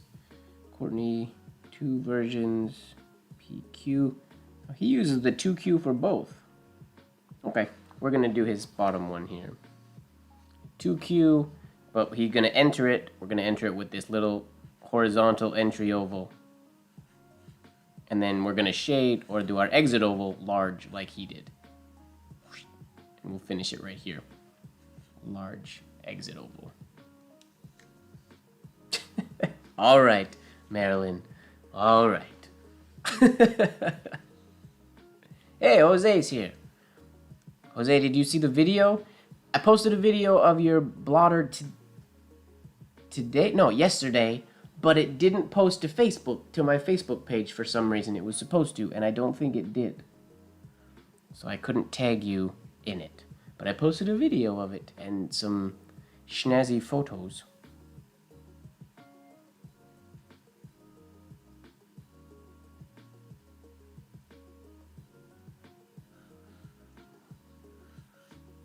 Whoa, I dropped that so far below the baseline. I was not paying attention. Let's try that again.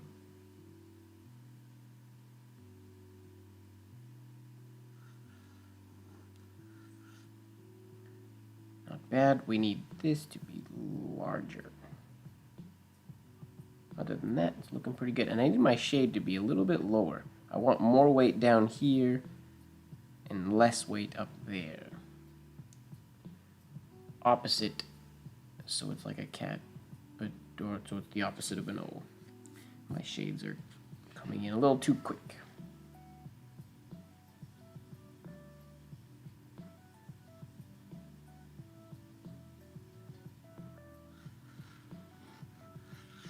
That's the idea. Nice low shade. That's what we wanted. Not sure why I added an exit shade on the end. Shouldn't have done that, but that's okay. Let's try that one more time.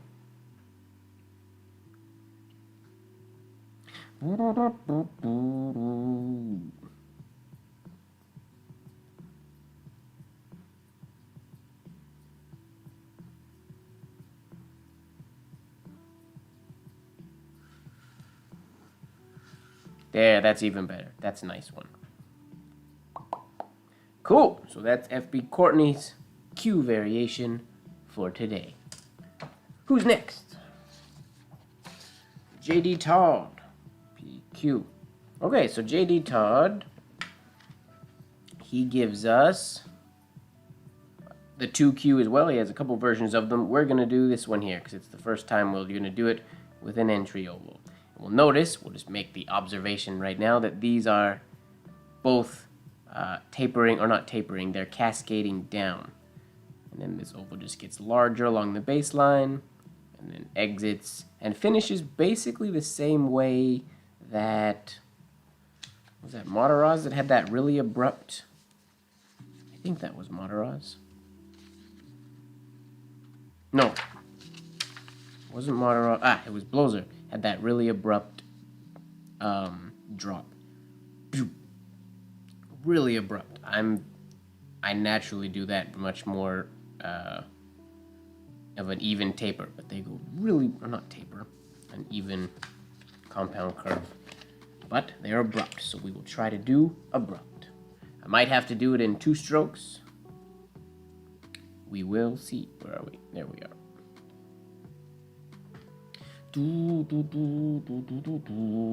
Okay. Cascading ovals to get us started.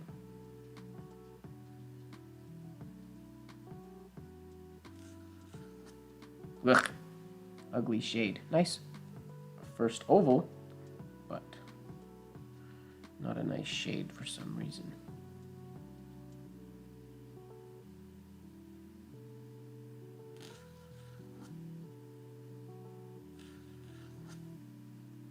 That's better.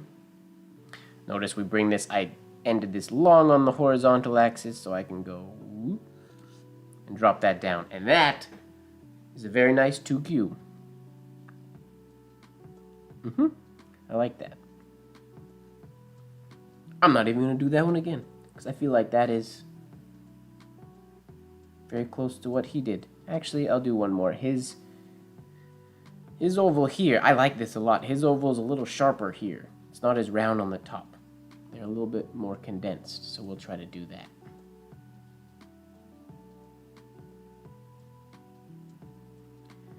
Are these alphabets in my website archive? They're in the PDF on my website. Is it on my website? I compiled all the business educator alphabets into one very large PDF file. So every alphabet ever printed in any of the business educator volumes that have been digitized. The link for that is on my Discord. I don't remember if it's on my website or not yet. I posted it on the Discord though, and it should be on my website. If it's not, I have to remember to add it to that. I believe Joe Vitolo has also posted it on, he had a link to it, or he put it on, it might have put it on Zenarian.com, I can't remember. But they're out there, and if you just search, the PDF has bookmarks, and all the bookmarks are just the penman's names. So if you look JD Todd, you'll see all his alphabets, and this is just one of them. And then same with Madaraz, Blozer, and all the penmen we're looking at. So they are all in one place, but just not just these ones. There's a lot of alphabets in there, but you can find them with the name bookmarks. Yeah, the link's definitely in the Discord. It's a great PDF to go through because there's good alphabets, there's bad alphabets. There's bad alphabets from really good penmen, which is sort of uplifting if you're having a bad day. They'll make you feel a little bit better about your writing sometimes. All right, let's try to condense these ovals to get them a little sharper on top.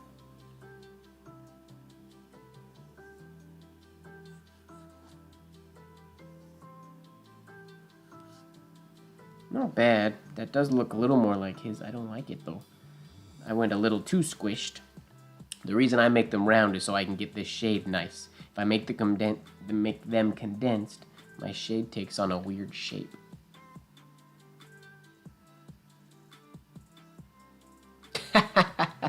Nice, Jose. Well, I'm glad you saw it. That's good.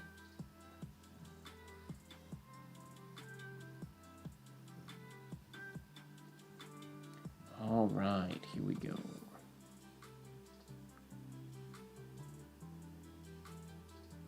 I'll try to slow down just a little bit, see if that works. Not bad.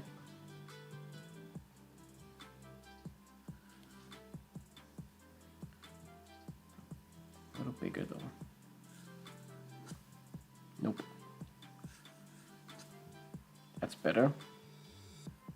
What? Not a Z. I'm almost making, these are turning into like stem strokes by accident. Because I'm trying to drop that shade lower. So they're not looking like reversed oval shades. They're looking like stem shades. Which is not what we want.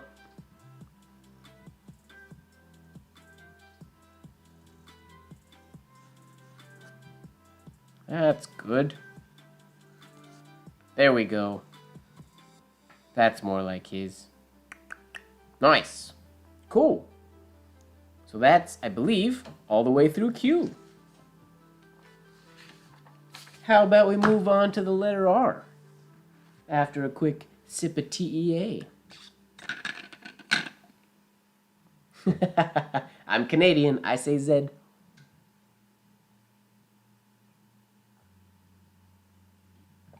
I lived in the U.S. for over a decade, though, and I had converted. I was a Z sayer. But when I moved back, I was chatting with my nieces on a video call, and I used Z, or I used Z, and they were like, Uncle Mike, Z, it's Z. They were giving me a hard time. They knew that American is Z, and not Z, but they were giving me a hard time for saying it the American way. So I converted back to Canadian, and now I say Z again. Okay, where are we going here? PQR. Ooh. Madaraz starting off with a bit of a challenge.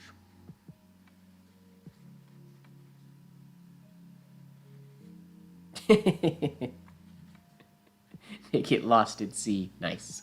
There's a lot of pirate alphabet jokes. Z just, it's funny. When I was growing up, Z always just sort of made more sense to me because it rhymed.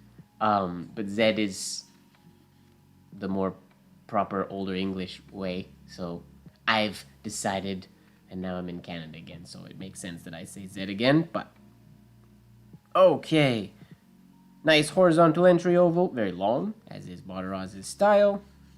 Now this is a small, it's going to be similar to the Q that Kanan did that I had trouble with. I often, and when I say often, I mean always, drop this stem shade below the baseline, and he does not. It is sitting on the baseline, which is going to be a little bit of a challenge for me, I think. but we'll drop that to the baseline, coming up, and then a little loop, no shade, a little loop here that is threading this hairline, and then a small shade on the downstroke to come around here below the baseline. We can do it. And again, unlike when we looked at Berensmeyer's writing, his upstroke was quite curvy, had a compound curve. Mataraz's is very straight. And again, his shade is on both sides, which is a challenge for me. Zay. Oh, Fazay. You so fancy. Saying Zay? Fazay. I'm fully calling you Fazay from now on. Just so you know.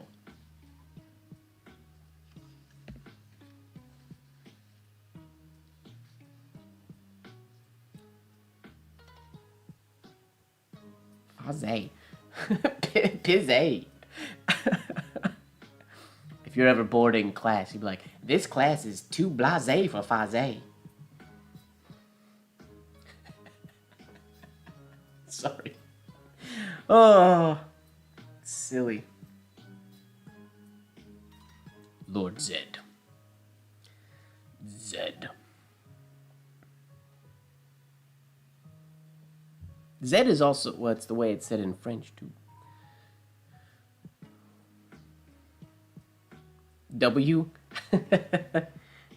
W. Double V, if you say it in French. This song's kind of interesting. I'll turn my volume up a little bit. Let me know if you guys ever hear the echo of my own music.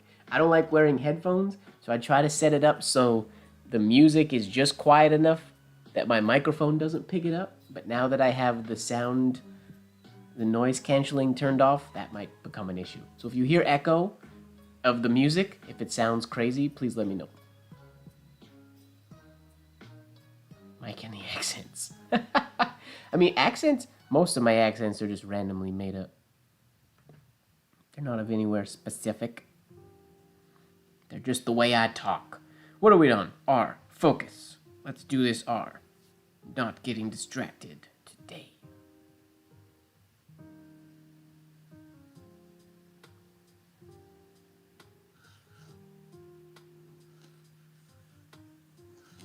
Oh, that was really good.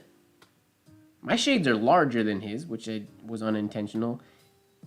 As a whole, I need to go faster because my letter looks a little too round and bubbly, for lack of a better word. It's not as angular as Mataraz. My angle on this one, I'm following about this angle, and Mataraz is coming a little more straight down when he does that. So I'll keep that in mind. And I didn't get this far enough to the left to thread that. And this was just too fat, so it has to be a little bit narrower in here. So this cuts through. Oh, it cuts there, and this little loop is above that. Really?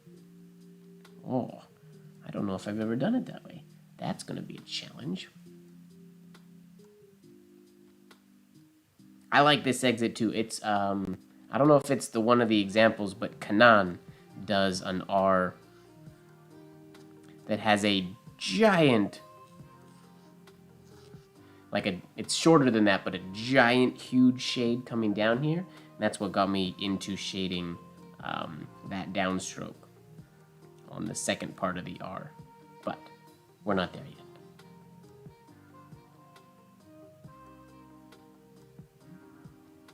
What up, MrMGWard? Okay, here we go. Let's get this R. Okay, I gotta get that. So the entry oval's quite low then.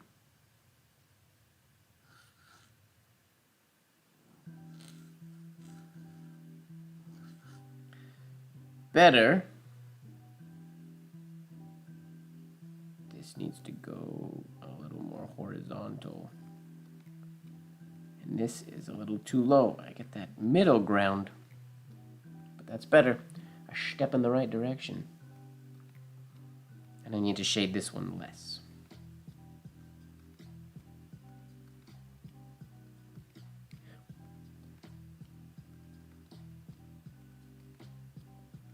Oh, what show?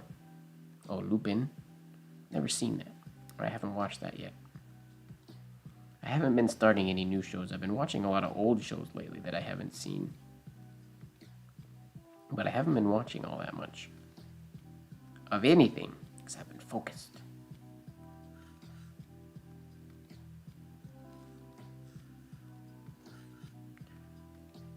Whoops! All of these, I am just now, after 4 attempts, realizing I am not dropping this below the baseline like I'm supposed to be doing. Why is... It's just something my brain doesn't want to do. I'm anti below the baseline.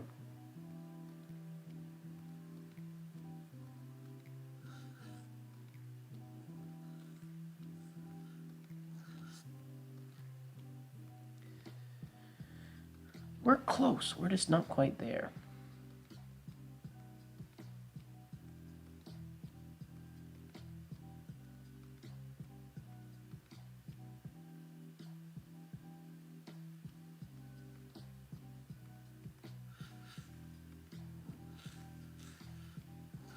Ooh! I really, really like this R. I think it looks really close to Mataraz's. It's like really close, minus the fact that it didn't go below the baseline. Darn it. Okay. One more try and we'll leave it at that because that one was really good.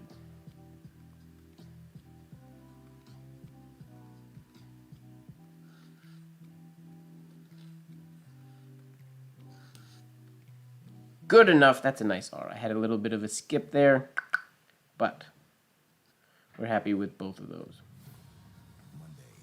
All right. Do. Blozer, what do you got for us? R. Ooh. So Blozer hits us with the elegance. Fozzie's favorite curve. Compound curve. Stem shade. Into a loop here. Into the R. And the R is threading there. And then I'm not even going to try to replicate this oval shape because that's a weird shape. I'm just going to do a nice horizontal oval below the baseline because I think that's a mess up. I could try for an angled oval, but that's just a wonky oval. I think that's a mistake. They're human.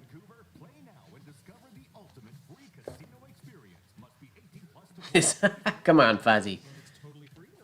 Like any letter with a compound curve stem shade, and Fozzie's just, I'm out. Or Fozzie. She says, that R's too fancy for Fozzie. Healthy you.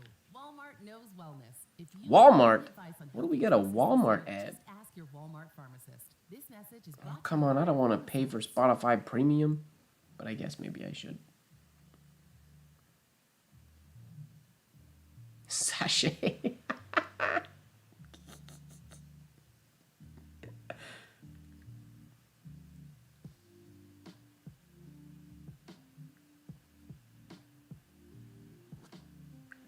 Whoa, see, like, that's just a beautiful shade or beautiful shape. When it works, when it looks good, it is just such a nice stroke.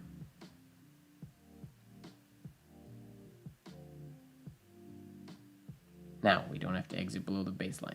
Yay.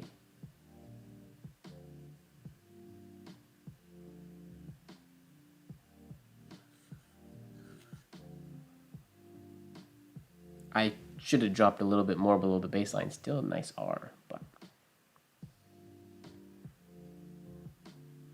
that's like, it's a reason, like at home I normally listen to Google Play Music radio when I'm just chilling at home, but then Google Play transitioned over to YouTube Music, so I listen to YouTube Music radio, but there's literally an ad every like 2 songs, and they're just ads for YouTube Premium. They're not even good ads. They're just ads telling me to get YouTube Premium. It's ridiculous.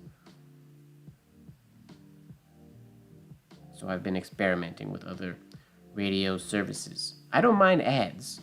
Like, I like regular radio, and I listen to regular radio with normal ads all the time, but don't just advertise YouTube Music all the time.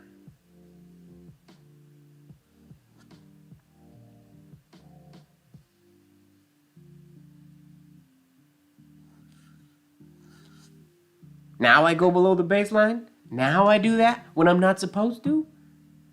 I mean, that's... R's coming out of the arm nice today. Will these letter forms appear in your Spencerian feast? Yes. Actually, all of these letter forms,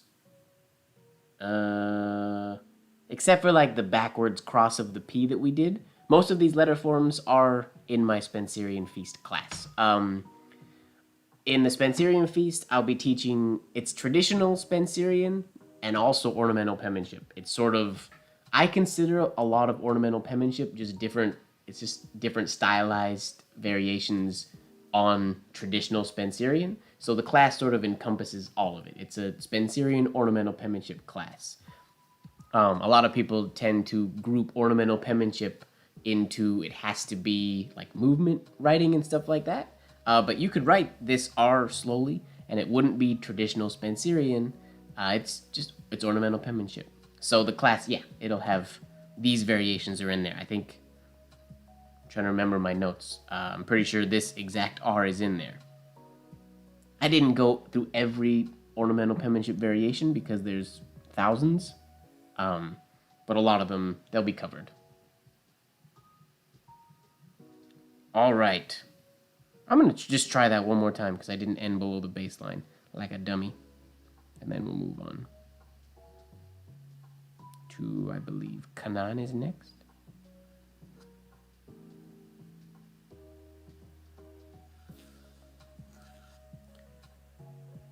Good. We'll call that good. That's three pretty R's that are each very different from each other. Oh, I just realized that Blozer didn't shade down here at all. And I've just been shading willy-nilly. Oh well, whoops.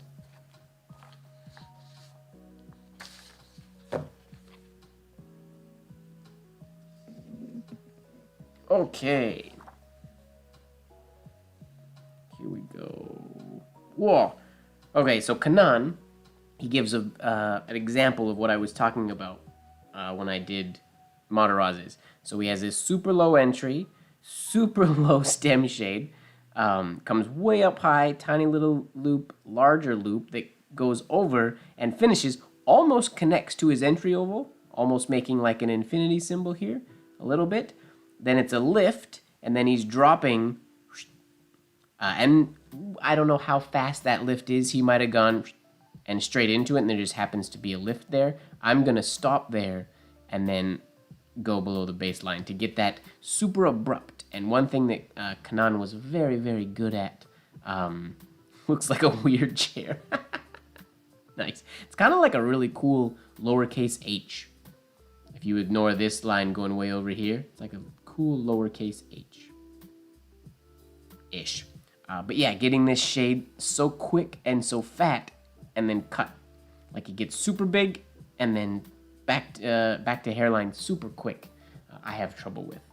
Kanan was very good at that. Okay. We can do that. Kanan and his very circular style. I think it's very pretty. I think to a non-Spencerian or ornamental penman person, I think Kanan's writing, I wouldn't be surprised if his took the top spot for like people's choice. Like people who don't study penmanship and don't know the names and don't know any of the people. I think Kanan, when people see it, be like, that's my favorite, that looks the prettiest. Because it's like, it's clouds, it's round, and I don't know, his writing is just really pretty. Alright, let's see if we can do really pretty writing like Kanan.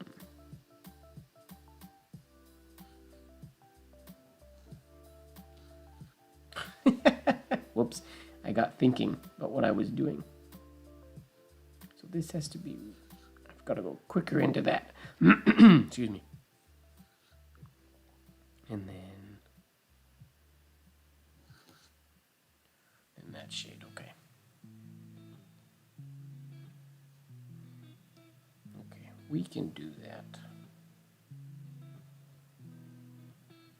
It's Really, the hard part is just not hard, but the part that I had to think about is the flow from down here into those ones, getting this little round loop, because we're trained to do that little horizontal loop, and his is more round.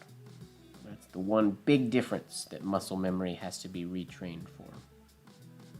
I think.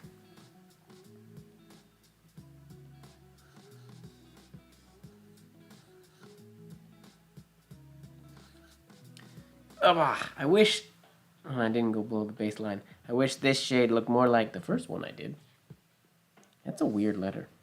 R. It's an interesting variation. It's very stylized. Which makes sense.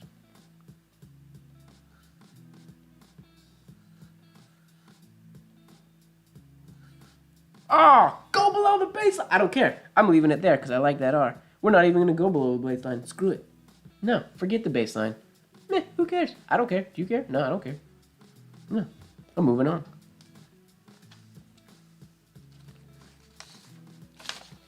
All right, Berensmeyer. What do you got for us? R. Okay, Berensmeyer with that whimsical hairline. Beautiful, fast, large, open ovals, but not round. Like Kanan's, but not super long and extended like Madaras. I think that's one of the reasons Berensmeyer is one of my favorites. Because it's a perfect balance. Blozer and Berensmeyer. Lupfer as well. But I think more so Blozer and Berensmeyer have like a good, like happy medium of the between like Madaras and Kanan are like the two in my brain sort of extremes of those two shapes. Okay. Nice entry oval, standard stem shade. It's our first standard stem shade of the day, shockingly. And then we lift, we come over here, and just a standard, again below the baseline. I don't really like his horizontal exit oval here. It's a little wonky shaped, but straight down, no shade on the second half of the R. We have to remember that, because I habitually do. The Goldilocks version, yeah. Okay, here we go.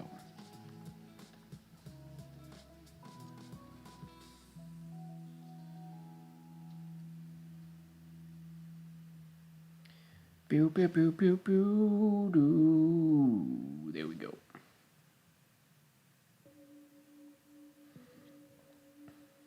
Okay.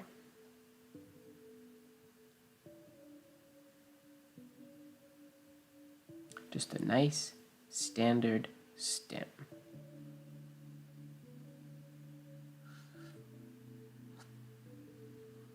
And then below the baseline, below the baseline, below the baseline, below the baseline. Whoa! Whoops. When I got about here, my brain said, "You went too low," and it urged everything. I kind of forgot what I was doing. I went really far out and low as if I was doing the shape of this would have made one of the most habitual strokes for me the capital B, because the capital B is one of my favorite letters, and that would have made a really nice looking capital B.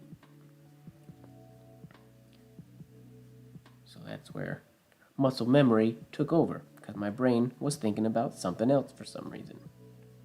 Don't let your brain think about other stuff. It's not helpful.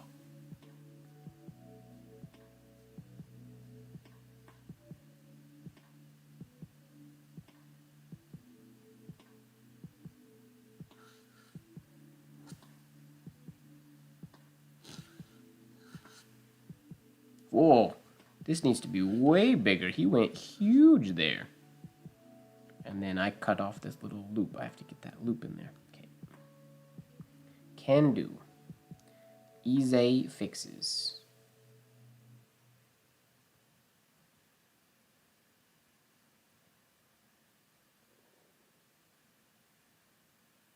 Now is the perfect time to upgrade to Mazda. Not the nicest shade, but Payments for 120 days on every new Mazda, and up to a $1,000 iActive all-wheel drive credit on select new models. Click the banner or visit Mazda. still not big enough. Which is going to require a reposition of the forearm. so that I'm ready for that longer ending oval. Today for just $3.59 plus tax for a limited time only at participating restaurants. New year, Not tall healthy enough, but you. that's all right. Walmart knows wellness. If you need any choices this year, just ask your Walmart The pharmacist. extreme. This message is Huge. brought Let's to do you one by more of Pharma those. Science. McDonald's. All right. Ads.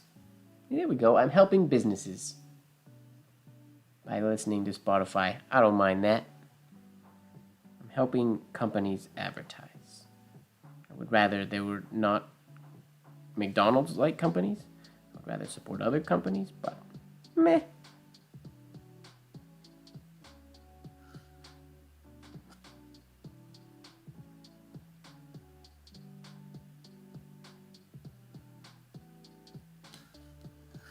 No shade, Mike. I don't care. That's nice. We're gonna leave that there. I tuned out the ad. I don't even know what ad it was. I listen to radio with ads so often I don't notice them anymore. I tuned them out. Okay. Oh, fascinating. Yo, look at, so I did not expect this. FB Courtney's R is virtually the same, minus it has a taller stem, but it's virtually, like this part is the exact same as Kanan's, except he didn't continue this through and then drop that shade. He continues with a tiny little loop that threads this hairline into a shade that goes down just quick and short. Again, cut off at the baseline and then around. Like that looks like Kanan's writing. It's interesting. I didn't see that coming. I didn't expect that. Surprised me.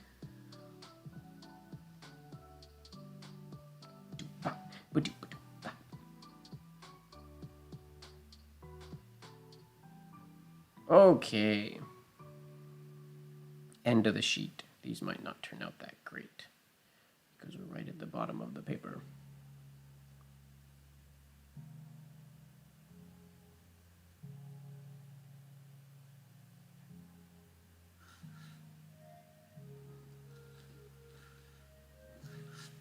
Okay, now I'm just dropping below the baseline willy-nilly whenever. Stop it. Do it only when you have to. Okay, what did I do wrong here? I followed this with my natural curvature, which I would normally do, but Courtney brings it way down here. Really low. Much lower than you normally would. You get that weird shape. Alright. Now, I'm going to take a really quick restroom break, so enjoy the music. Again, drinking a lot of water in 2021, and I'll be right back.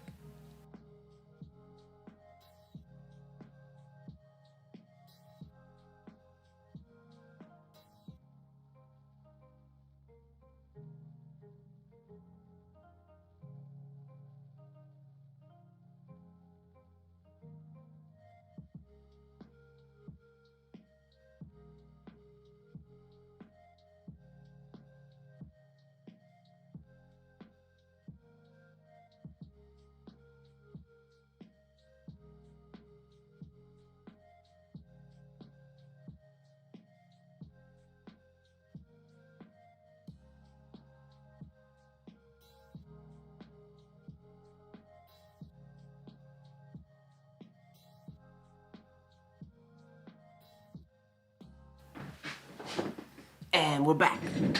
Sorry about the wait. All right. Here we go. Courtney dropped this R super low. And finish with a circle shade that bisects the or a circle exit that bisects the baseline. Can do.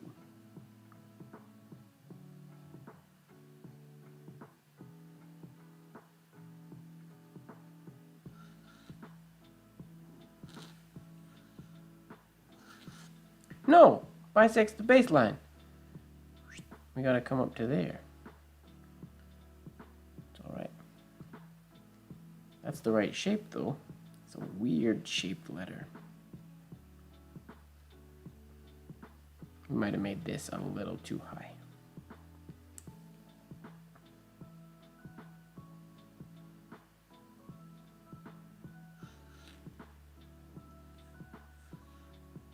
Oh, whoops.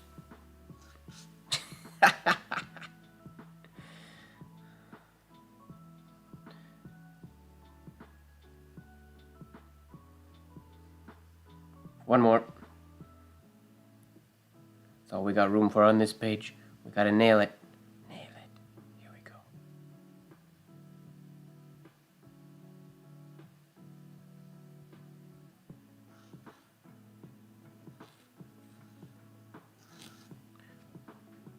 Nailed it.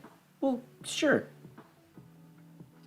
The only thing I don't really like is that I didn't get a big enough loop there, and my exit was a little wonky, but...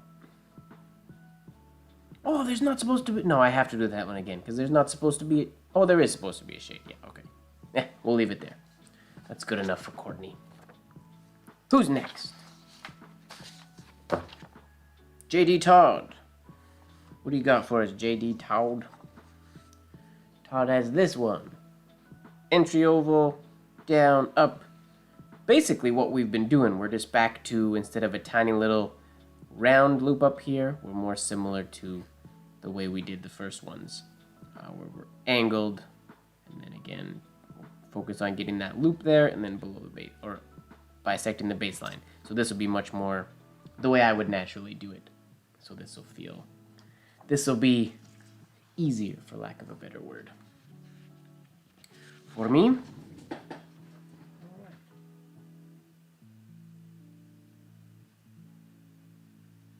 It's crazy how many pages I used last week doing those O's, and that we've written way more this week, but we're only on page 3. Twister O's take up a lot of paper, apparently. Okay, here we go. We'll knock this one out quick because it's a normal R for us. And by us, I just mean me. But I'm a Gemini, so I can say us.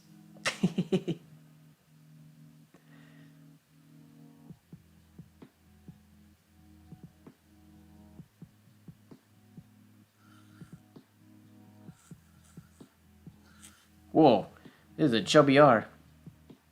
He needs to go on a diet. So let's put him on a diet. What else? Is that okay? That little oval got messed up, but that's primarily because it should have started over here. Okay, I guess that stem's too wide. Easy fix.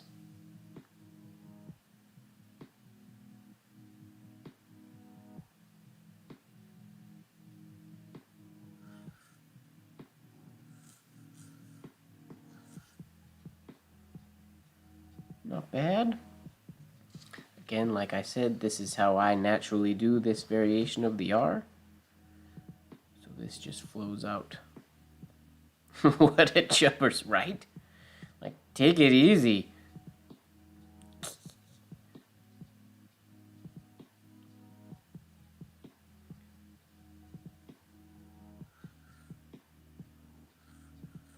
Whoa, come on.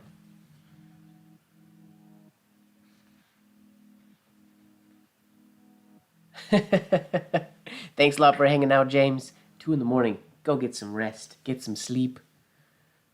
Hopefully we'll see you next week.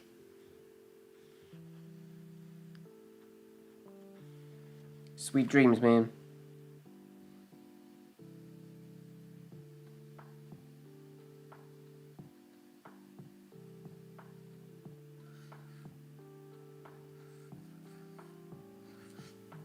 Why? Now I don't want to be in the habit of dropping my R's below the baseline. That is not a good thing in my brain.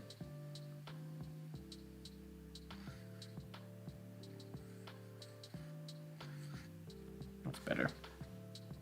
One more and then we'll move on. I'm happy with all of these. And there's nothing really specific about his that we need to work towards.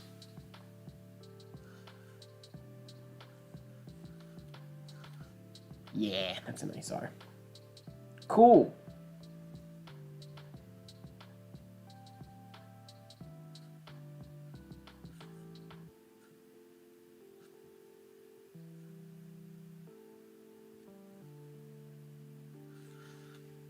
Rock on! What's next? Who's next? Oh, we're back to Monteros now. 4S. I wasn't sure if we'd make it to S today, but we totally did. S. Monteros is S. That's a beautiful S. Large entry oval, tiny loop, abrupt compound curve, large, pushed out to the right shade, and then cut with a tiny little shade right there. Cool, that's a pretty S. I rarely do the S without the ending stroke going all the way through to create a whole oval.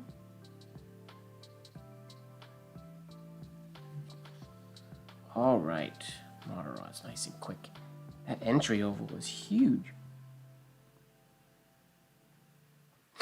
Not today, distractions. Drink up this Not dry January today. with Athletic Brewing Company and our delicious craft non-alcoholic beers. Oh. Our award-winning lineup features everything from We cold got beers another to ad for some kind of starting at only 50 calories. You can kick off 2020 something. drinking guilt-free beer every night. Non-alcoholic beer? Is that what they're talking about? So this dry January, don't deprive yourself of great tasting beer. Place an order today at athleticbrewing.com and get free shipping on 2 6-packs or more. Use code ABC30. Yo! That's pretty good. I'm sorry, I was slightly out of frame. My shade could be a little better. But that's pretty Materazzi right there. I have been practicing doing this compound curve ending like that quite a bit because it's not one of my strong points. Guilt-free beer. How do you know if a beer is guilty? 911, new season Monday on Global. Also available through Stack TV. Help is on the way. 911, what's your emergency? She said, Ugh, what's going on with my shade there? 911 returns. We have to hope for the best. For the biggest season ever. Okay.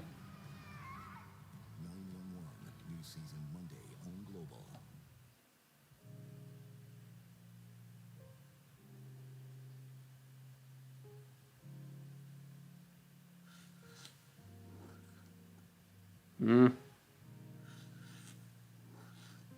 Not enough. No, I gotta bring that entry oval way lower. I'm happy with all these S's. They're just not the S's I'm going for.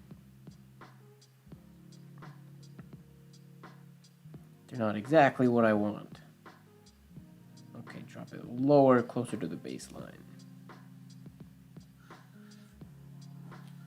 There it is. There's Monteros S. Right on. Sweet. Blozer. Well, he did literally the same thing. Well, not the exact same. Where they differ, this will be interesting because it's it's actually a good exercise. If we look at Monteros's S, he has this long horizontal oval, and then the compound and the shade, and then this smaller horizontal oval. So his parallel lines, they are parallel, but they're very far apart. Now, if we look at Blozer, in contrast, where are we here? There. If we look at Blozer's, he has a much smaller entry oval, then come up a much larger angled oval here into about the same shade, and then finishing in a horizontal oval that's about the same size as Monteros, but look how much closer it looks to this one. They follow parallel a lot closer together. Monteros's would have been way up here and gone farther out. Yeah. So an interesting, different but same scenario. No, same but different. That's how you say that.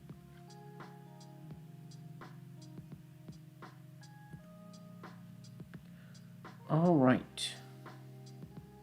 So let's try it. How cool would it be if we could do it right here, then we can compare them side by side? That'd be dope.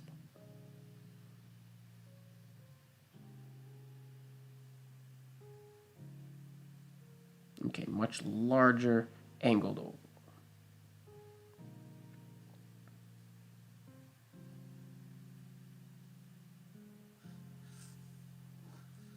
What'd I do? No! Stop there! Jabba! Not a nice. Didn't do what I had intended. But that's okay. That's what do-overs are for.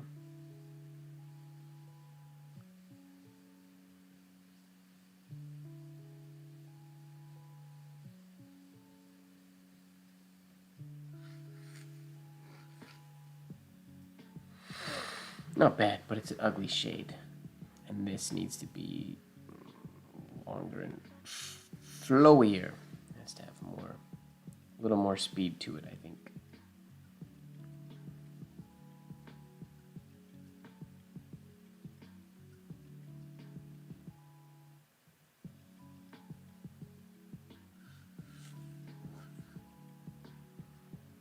It's the right idea, but it's not a very nice shade.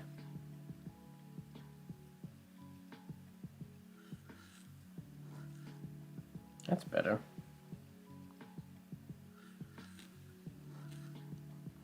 It's also better. I'm forgetting to put an accent shade on that one, though. That's a really nice one, though. Give that one a happy face. And then we're going to try again. And we're going to try to add an accent shade on the top of the first entry oval. If we can.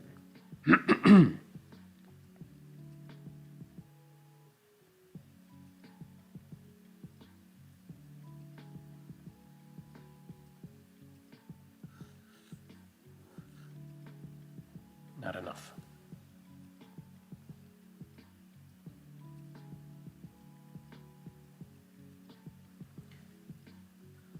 I don't often drink beer these days. I did purchase a beer the other day, but I don't know if I'll ever drink it. I bought it because it had a bowler hat on the label. Not sure if I'll ever actually drink it.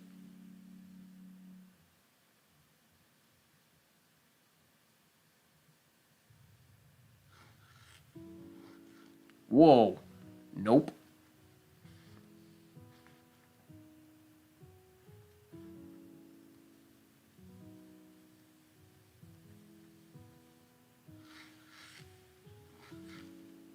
That one would be really good if the shade was shaped better. I'm having trouble transitioning into that shade today for some reason.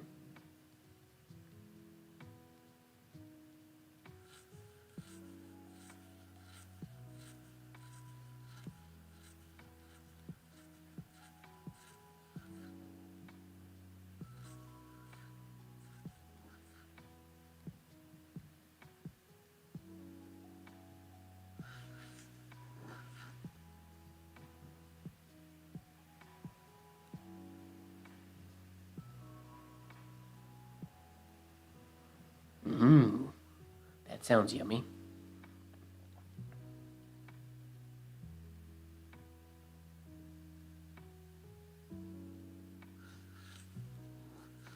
Oh! What happened there? A couple more of these S's, and then we'll move on. Because we got some pretty good ones in here. I'm just being really picky. All of a sudden.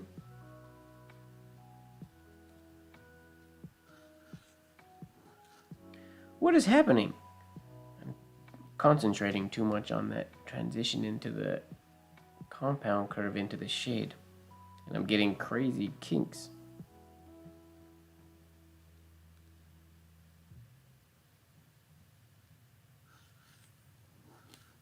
That's better. There's the one. That's what we wanted. That's the idea. The shade could be a bit bigger, but that's a good one. That's pretty much, minus having a slightly nicer shade than mine. That's more similar to Blozer's.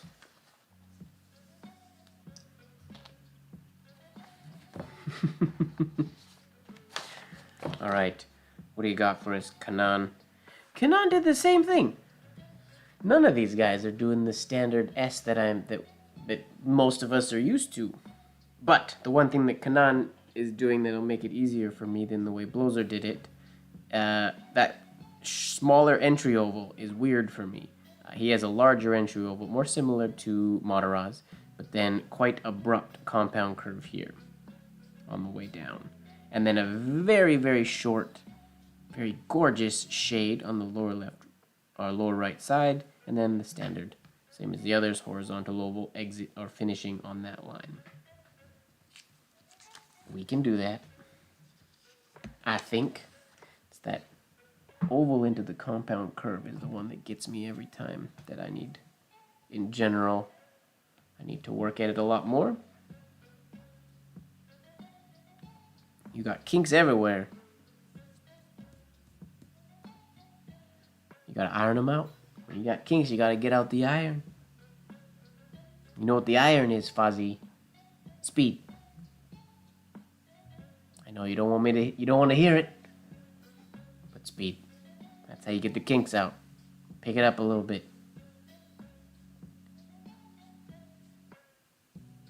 Just a little bit, not a lot.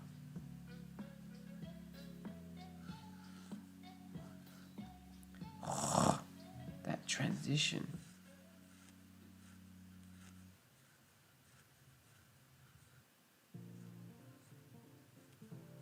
This is another one of those moments. I talked about them last week. When your mind anticipates the shade and it tenses up, that's what's happening right here. Every time. I don't need to tense up. I don't need to... pizza.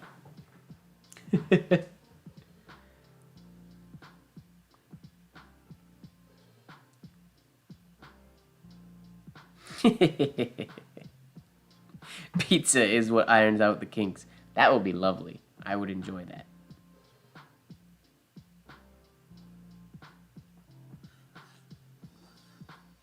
Nope. Too high. The idea, but the shade is ugly. Come on. Get a clean shade.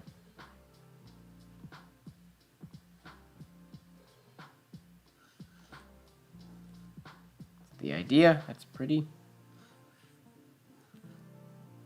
This one. But I want that shade to be a little more stem-like. I don't know if that's in my capability to do it like that.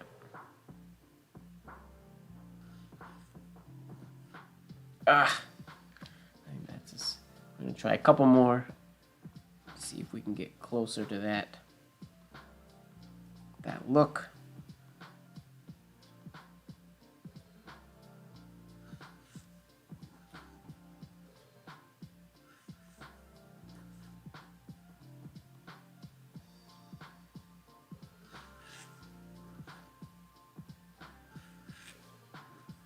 Yeah, these are all nice S's, but they're not giving me exactly what I want.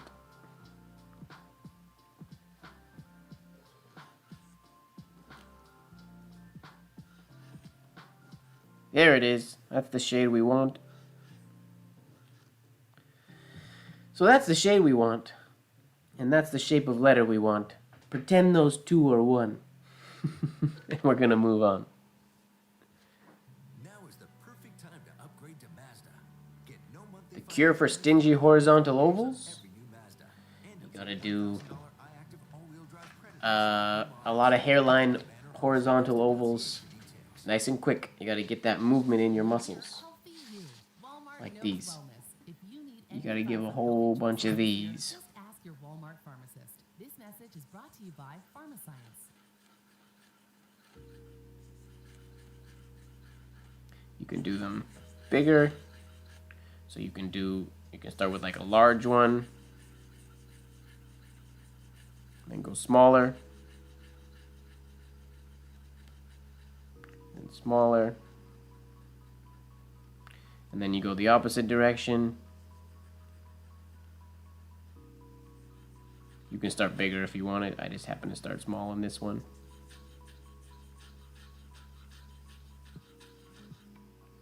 And do that over and over and over and over and over and over again. And you'll be rocking. You don't have to go back and forth from opposite sides. You can just do this one over and over and over and over again for a while, and then do this one over and over and over again. But that'll smooth them out. Yep, that's because you're thinking about the letter forms, and there's no time to think. You gotta just go for it. Your muscles just have to do it. That's why I always say how I'm doing these exercises in this sort of video series, how I'm sort of changing what I'm doing on the fly and trying to think about the designs as I'm going. It's not how you're supposed to train. And I've said this many times, the way I'm doing this is not really how you're supposed to train. I've been studying ornamental penmanship for a lot of years, and I'm technically breaking the rules. This is not a smart way to train. This is a way to play. This is how I'm playing, trying to adapt each one. You technically should work on each one of these elements and get it in your muscles and get it in your muscles, not try to do it and then change it once, like do it good once and then change it and then do it good and change it. That's a different kind of exercise. It's an exercise which I am training now to be able to adapt to different things and different specifications on the fly.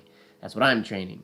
But I'm training that way because I've been training my muscles in ornamental penmanship for a long time.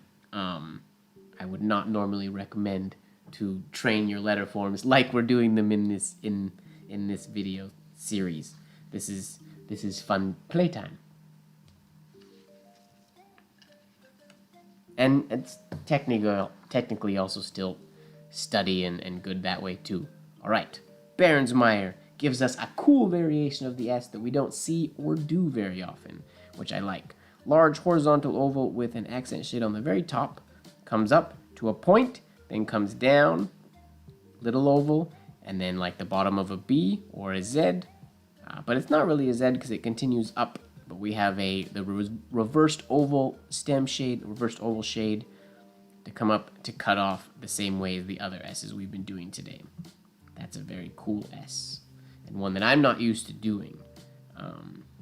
So we'll have fun with that one.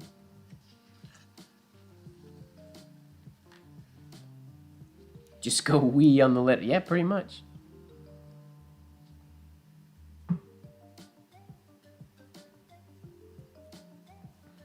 When you think about it, the brain is where those kinks come in. A lot of the times. It's also in muscles if your muscles aren't trained to do the movements, but I guess it's multiple things that cause them. I forgot the ending. Oh, I was supposed to go. Until the ending, that was really good, but I forgot where I was supposed to go. Like that. Okay. Sweet. Yeah, this is another example for that question earlier, if these were going to be in the notes. This S is in the notes. It's not exactly written this way, but this variation of the S, it's written, because there's this version where it's rounded off on top.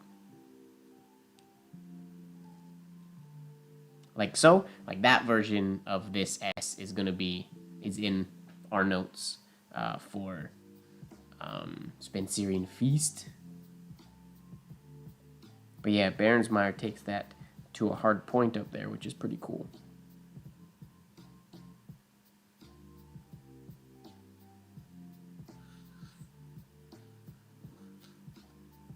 Nice. That turned out good, except this oval's angled the wrong direction instead of being horizontal like it's supposed to. The rest of it I like, though.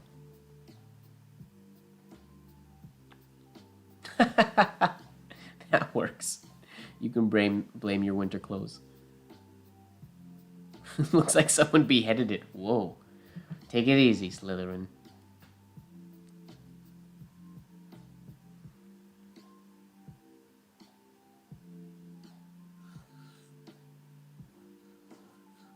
Whoa, sure. I did a shade there by accident. I didn't intend to do that. There are capital S's and decapital S's. Decapitatal S.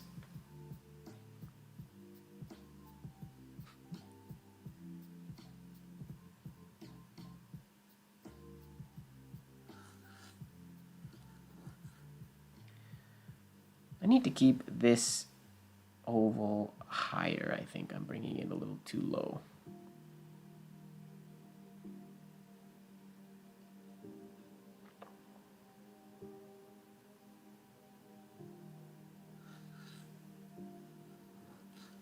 That's the idea. Now we can just drop that. I would like that shade to start there and end there instead of being up here. We'll just rotate that along the oval. No, true. No client would understand. It's true. This is one of those variations where you just write this, and if people don't understand it, it doesn't matter. You just write it because you wanted to.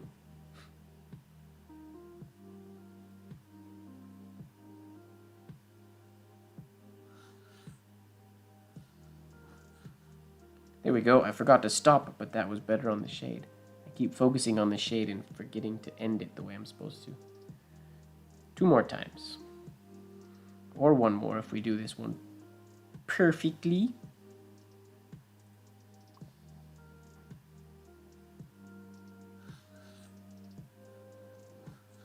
Woo, that's pretty nice. Now the one difference that I'm hitting that MrMGWard's not, that I'm going to try to take out on this next one, my line keeps curving this whole time, similar to going into a capital E or a capital C as well, whereas his kind of gets here and then goes almost like it straightens out quite a bit. It's still curved, but it's not as curved as mine. So I'm going to try to get here and go up. We'll see if I can do that. Yeah, because that gives you, I like that shape a lot more, how it's straighter. I forgot to finish though, because I wasn't paying attention. All right, 1 more of those, and then we'll move on. Because those were good ones.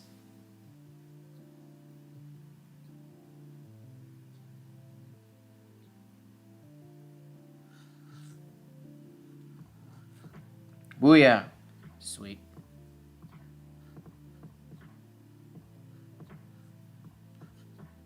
Sweet. What's up with that exit oval? Ugh. All right. FB Courtney. Okay, so Courtney, this is cool. Nobody's doing just the standard Spencerian S today. Courtney has the same S as MrMGWard, but he comes into it with a, from down here. So instead of coming in from a horizontal entry oval, he comes in from a tiny little entry oval, and it's the open rounded version, slight shade, and then the ending is virtually the same. A little rounder than MrMGWard's, but the same idea. This would even look less like a Z to most people, or like an S to most people. It would look like a Z or just a non-letter. But it was a variation, so we're going to do that one. Cool. And up here you can see he also does the rounded version up here as well of that same S. It was a popular S. Much more popular back in the day than it is today. A lot of people don't. Nobody really uses it today. It's not a common letter. Okay, here we go. Okay, wait, so we're entering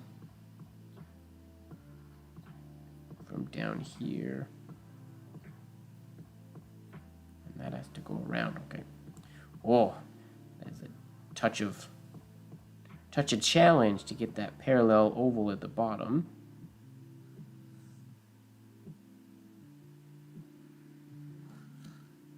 I had to go slow to try to think it through. Non-client friendly S, yeah, sort of. Okay, so just so I know where I'm going, this has to start way to the left and travel way over to the right.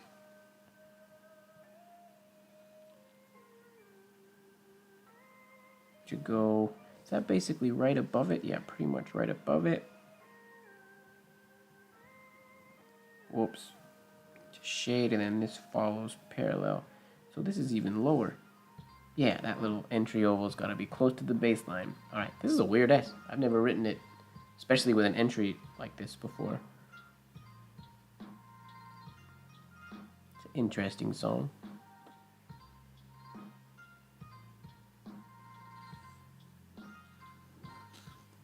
Ooh, that's the idea. I can't get that placement right. This needs to be down here. And actually, this can come farther this way and curve in sooner. Yeah. I'm also making them really big. Okay.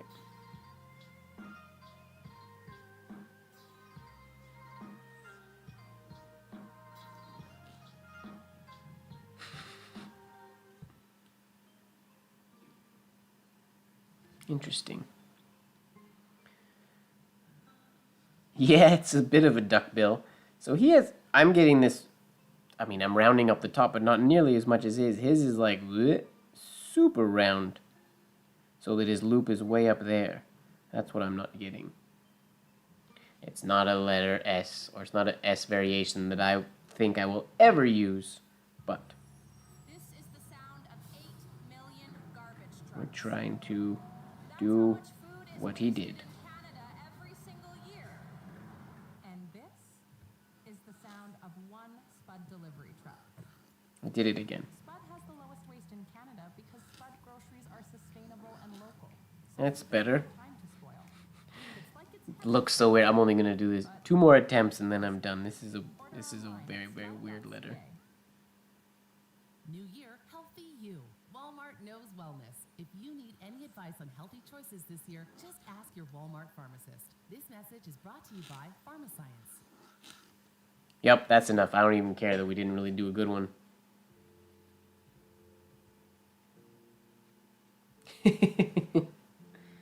I actually have a dope, not on Spotify, I have a dope playlist of Oriental-ish music that is really cool, but I can't play it on live streams because it's not royalty-free music. Okay, what do you got for us, JD Todd? Give us an S that's normal. What? Okay. So, he does give us a normal S. But just because I'm feeling ridiculous, Al Bain in the house. Ladies and gentlemen, Al Bain came to our live today. If you guys want to know how I learned about anything leather related, Al Bain is the guy who taught me everything I know about leather. Yep. What up, Al? Nice to see you. Alright, so this is the S that we probably should do because it's the most standard one. It's a standard parallel similar to the first two we did. I didn't notice this one the other day. When we looked at his H and his K. This is Todd that did these weirdo, goofy H and Ks. He also has a weirdo, goofy S. Look, it starts here and goes compound curves up to come around and shade and around. That's weird. Yeah, we're not gonna do that. We're gonna do a regular S. That one's too bananas. I miss you too, Al. Once I can travel again, I'll come for a visit. But not yet, unfortunately. Alright, we're gonna do JD Todd's standard S here. I don't feel like doing that crazy one. After doing Courtney's crazy S, I want to do a standard letter.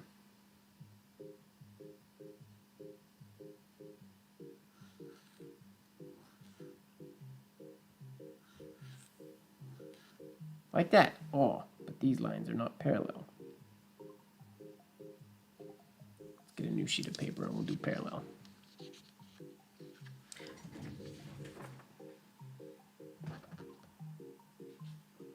Okay.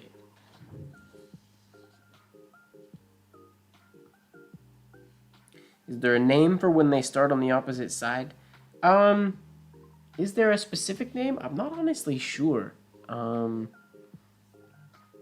Usually I would just call it like reversed or something like that. Or backwards. I don't know if there's a specific name for it. Sometimes they were done with a straight holder and they would use a flourishing grip and they would throw them. So sometimes capitals that are backwards, like this one, for example, could technically be a thrown letter. He could have done it, where is it? Get it in frame, sorry. He could technically have done it with the nib this way.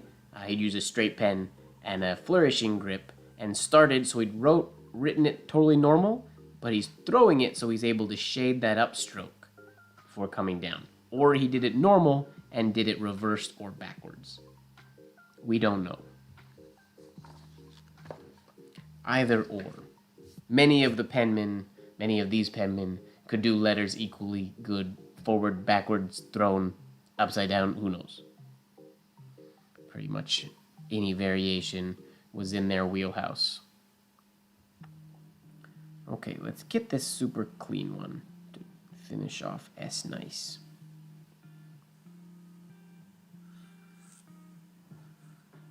Yeah. Now let's try to do one of those with a bigger shade. Still, this transition is ugly in here.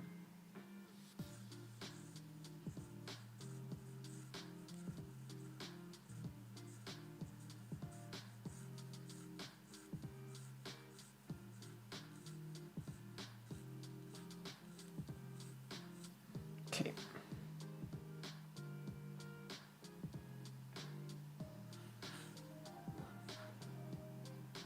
Better.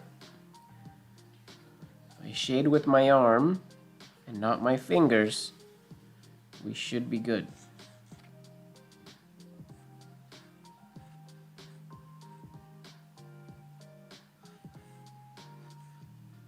Okay, we got it, but our shades are tiny, so we gotta push down more. We gotta give her. We need to attack.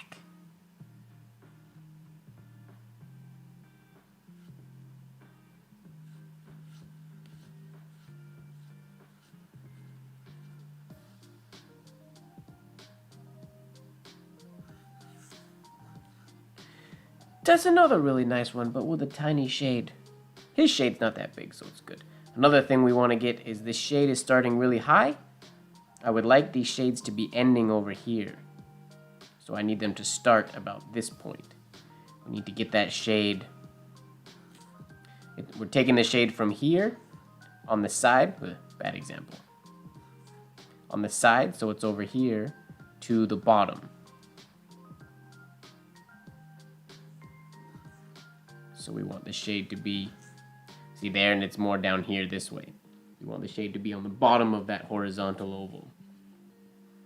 That's what we're working on.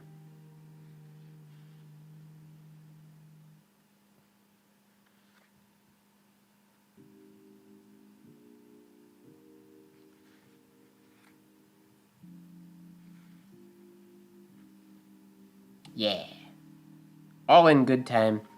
And give him a shot. No need to rush. Okay, where are we with this S?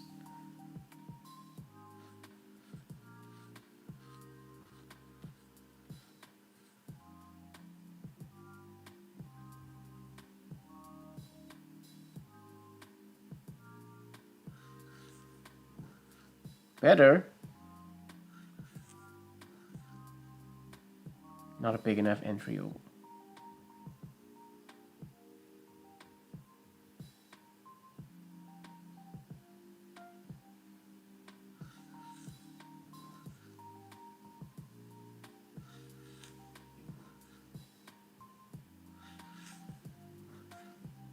Oh, sorry, I did that one behind my face. That one was decent. Most of these ones are decent. They're not exactly as good as I want yet, but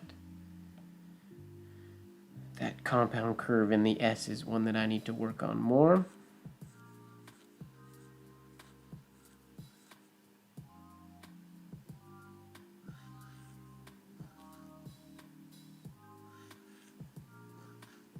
Like that.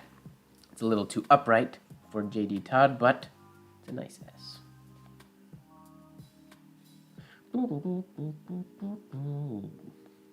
Is that it for S? Oh yeah, we're back to Motoros. All right. Well, we're going to stop at S today. And then we'll pick up with T. We'll start T next week. PQRS. We did 4 letters. Is that a record? Have we done 4 letters any other week? Last week we only got 1 letter. That was kinda, my fault. Fozzie's fault. Fozzie and Oja Swinny's fault. But we did 4 today, which is good. We will... What S was I doing? I'm surprised that none of the Penman we were just copying did an S with a continuing loop, like a standard S. That is a really nice continuing loop, by the way. That's the one that I've been practicing the most. I mean, it's basically the same as what we've been doing. You don't have to have it.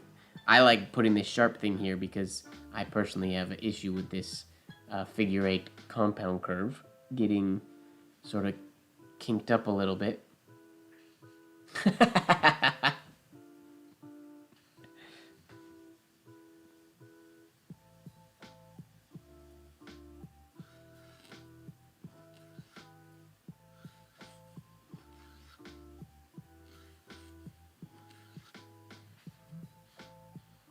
One of the biggest thing that gets people with the S, and you can see it really clearly on this one, it's the shape of the first entry oval. If you get them wrong, then your parallel lines get squished.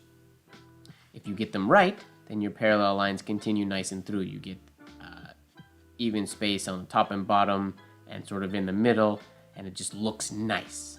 Like this one's a good example of that. Of even space from the top on the bottom, all kind of going parallel with each other. Whereas this is often what you'll see, one that comes in too close here, whereas this should technically go way out here. So it's usually a matter of the entry oval wasn't long enough, or wasn't high enough, or was started not wide enough. You have to do it instead of like a standard stem horizontal oval. You imagine it like the oval's going right here. The S, you kind of have to imagine that the oval's coming from like way over here to the right. So it ends up being a little bit flatter on top, but that allows it to parallel this inside oval. It's right here, this inside implied oval. Technically, that's my theory / breakdown about it anyways.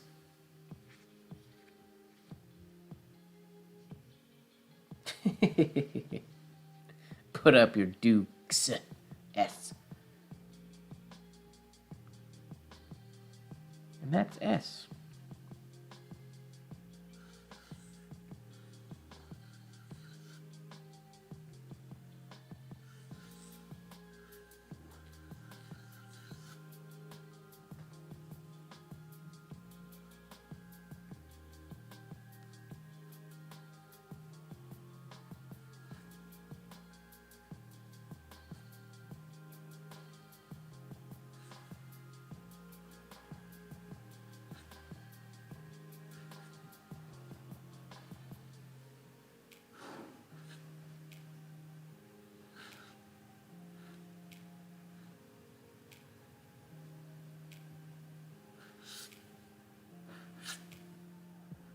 Woo! Not bad hairlines today. Swing the arm. It's a weirdo S, but it's fun. Twisters are much easier when they're not shaded.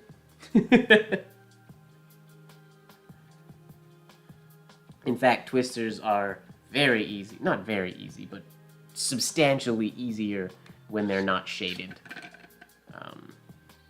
It's always when you see the old examples of the parallel lines that continue and spiral out, they're always super impressive until you realize that if you use enough speed and you just go with a hairline, it's quite easy to get a continuous and consistent spiral.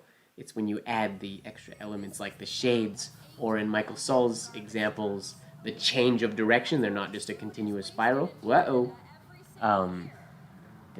That's when things get kind of crazy. Spud delivery truck. Spud has the lowest waste in Canada because Spud groceries are sustainable. So we have an issue here. So food doesn't have time to spoil. We're going blacklight, It's heaven sent. But I'm wearing contacts today, so I can't wear my blacklight. I can't wear my blacklight glasses. I think this has happened before. It is midnight. All right, here. I've never done this on Spotify before, so give me 2 seconds. I want to search to change up our music. In best verses. Like that's an all-time underrated, unbelievable beat. Okay, changed our station. Now I have to change our... Yeah, I haven't given enough attention into our The mobile mixtapes. Catch new episodes every Wednesday. changing everything smoothly yet. Sorry. All right, here we go. EDM, club music now, I think.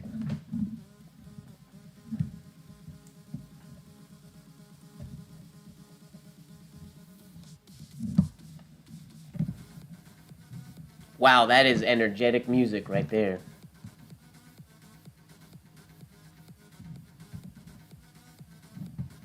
That might be a little intense. And you guys can't see my face today. Sorry. Let me know if the music's too loud or too obnoxious. And I've actually never used this paper with the blacklight ink, so I'm kind of curious how this is going to work. Oh yeah, we're going full on. Whoa, and now my mom's here. Nice. What up, Mom? Yep, it's party time now.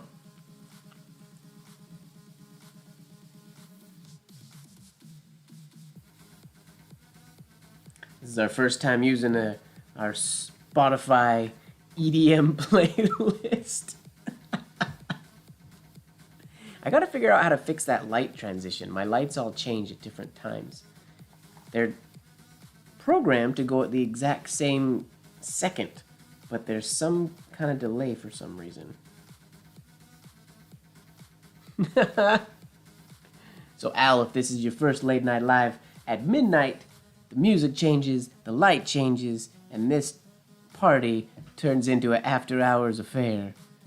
And technically, depending on if this ink is gonna work on this paper or not, I might have to dig out some of my blacklight paper. But we'll see how this looks.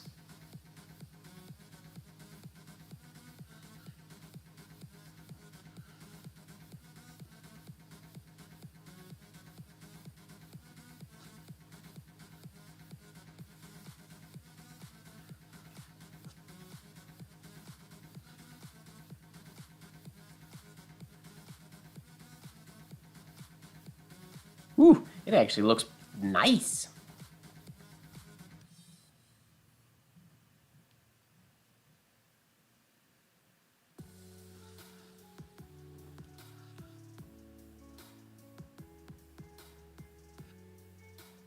Late Night Live. Sweet, so this paper works. Ivory paper, if anybody's trying to write blacklight, if you're using Noodler's Blue Ghost blacklight ink, ivory paper works much better than a white paper. Now I don't know what we're writing now. I guess now it's just playtime.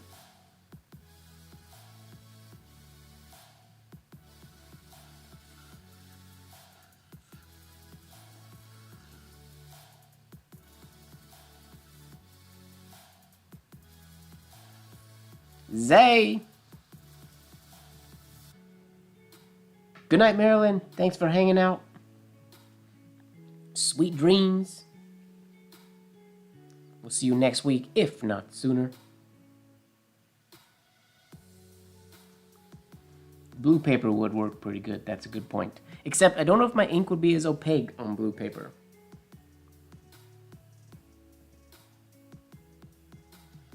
Zay.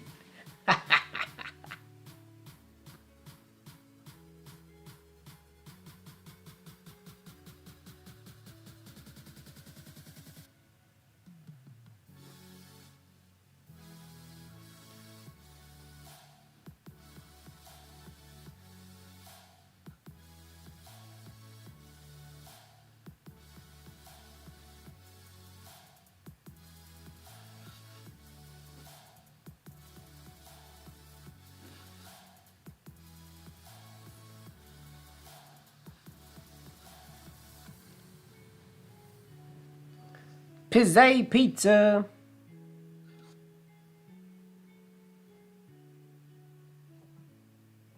Oh, Mom's up. Zen tangling super late.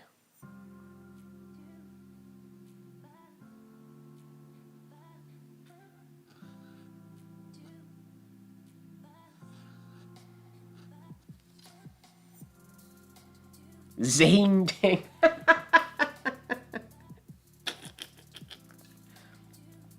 Oh, that's funny. Zay. I love how many like weird borderline inside joke types of situations this live session has. Oh, I liked this song. I don't know how I feel about it now. It's kind of got weird. Wish you guys could see my face. You can't see my face.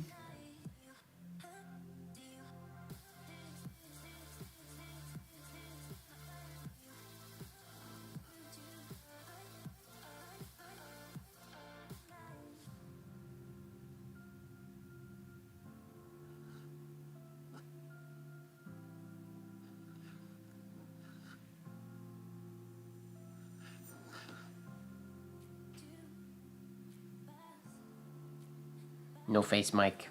That's me. Straight from Spirited Away.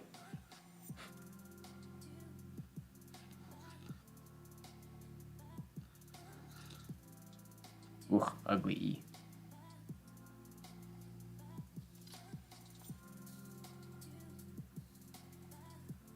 Tinted graphite pencils. That sounds fun.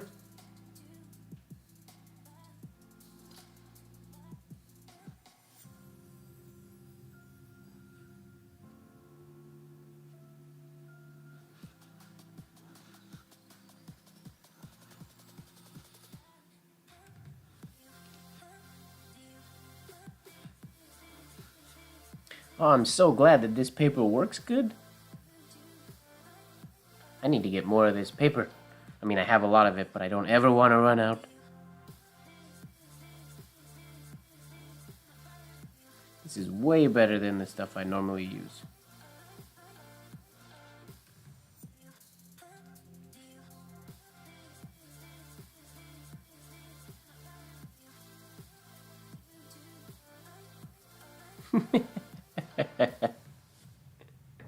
Not today.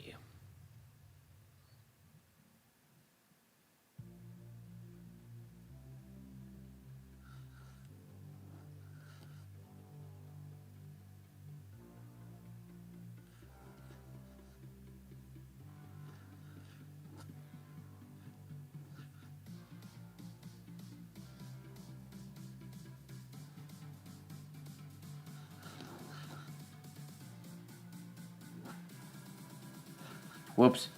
That's an ugly shade.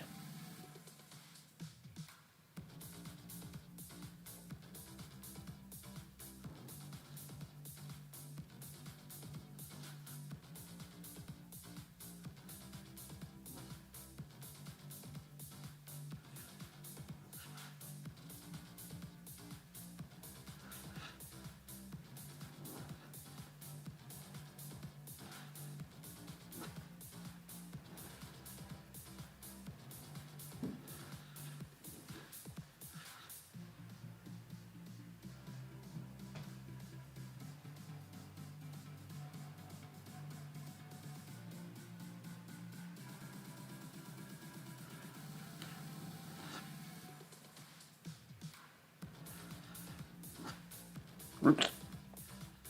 Ugly shade. What's happening? Bottom of the page. My fingers are on my blotter and not on the paper.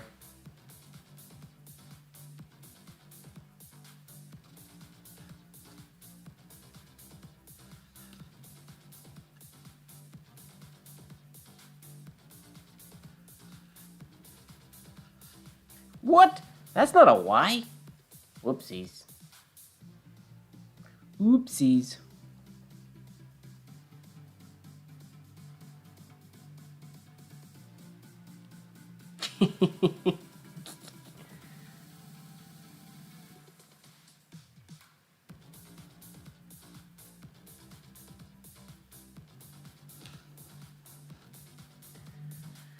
Super fast blacklight alphabet.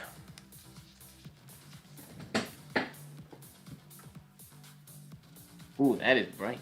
I guess I also never use guide sheets when I'm doing on the other paper. I just kind of write. But the guide sheet adds a little bit of brightness. There's this little fly that's buzzing around my face. It's driving me nuts. Tiny little bug. That is bugging me.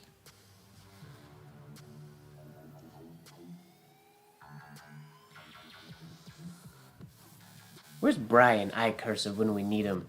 He's the EDM electron. He's always asking for crazy, intense electronic dance music.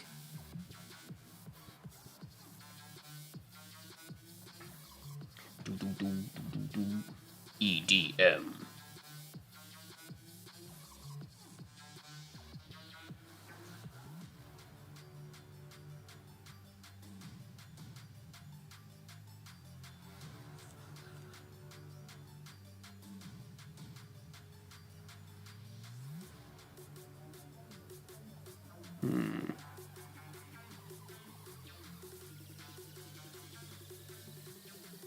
I don't know how to...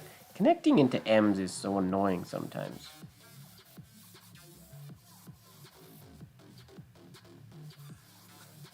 Yeah, there's no good way to get into it. Boo. I want to kill that fly. Where is it?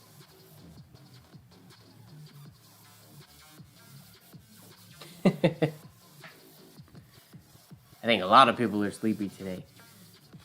Our chatty group is gone. The majority of our viewers tap out, usually around 11:30. Our numbers start to dwindle a fair bit.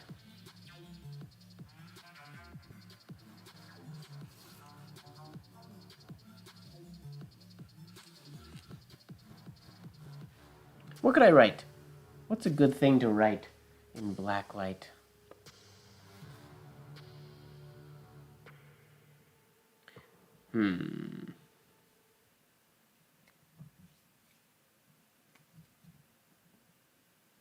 Looking for your next career move? Level up with continuing studies at Langara College. If you want to upgrade your skills, we have the programs and courses to help. Take your next step today. Register now. Visit langara.com. Happy Halloween. Yep.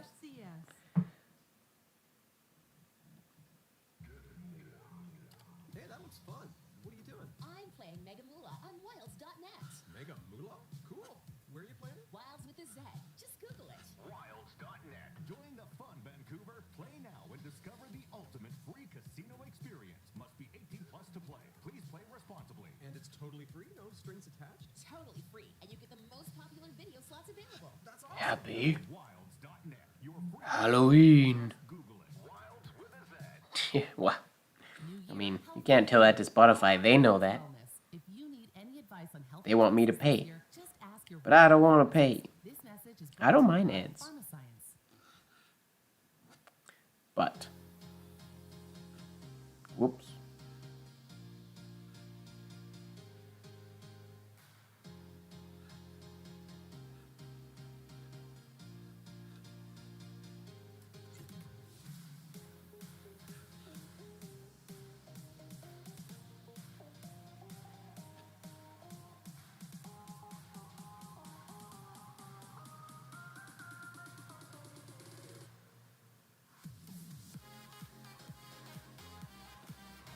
Oh, I did that behind my head. You couldn't see. I drew a little pumpkin.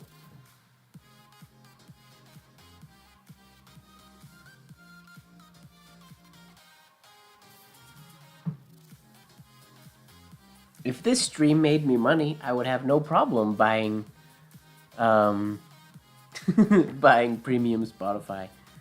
But this stream does not generate revenue.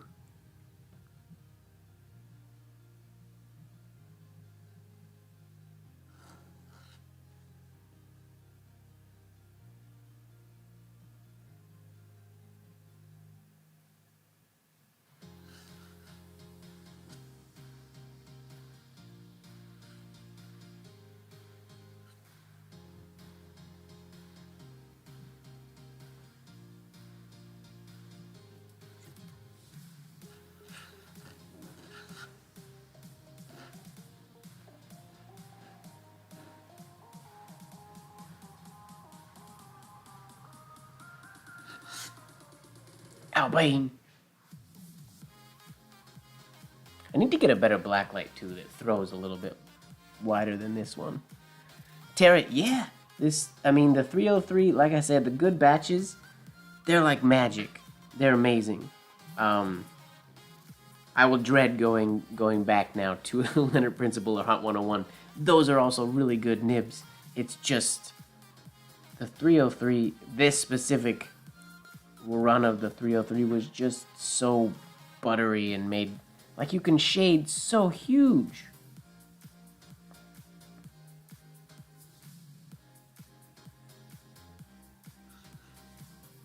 Just giant, effortless shades.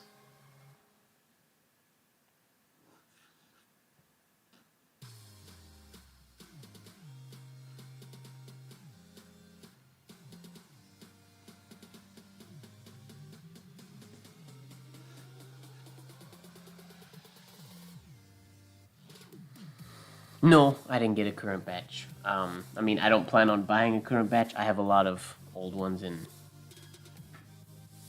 I don't have any real intention of buying a current batch of I have a lot of nibs. I don't need to buy any nibs at the moment. Let's turn our writing of our song names back to white. There we go. Now that's visible in the black light. This fly is driving me bananas. It keeps like running into my face. It's gotta be, it's the black light, obviously, that's attracting it. Gah, driving me nuts. I keep trying to catch it in the air. Obviously, I haven't caught it yet.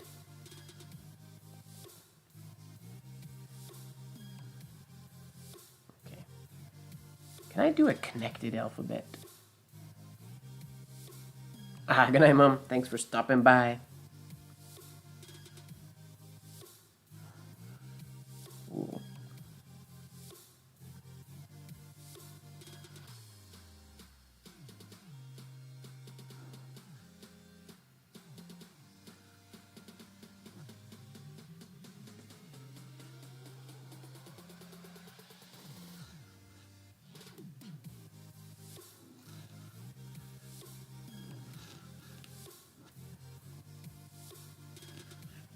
Oh, we get stuck at the F. Whoops. How do I connect from the F? What did Courtney do when he did that?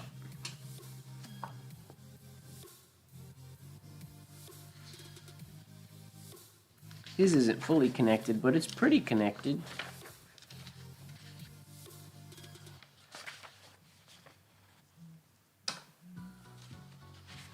How did he do that? Oh, he connected from this little thing. I've never thought of doing that before. Well, that's clever.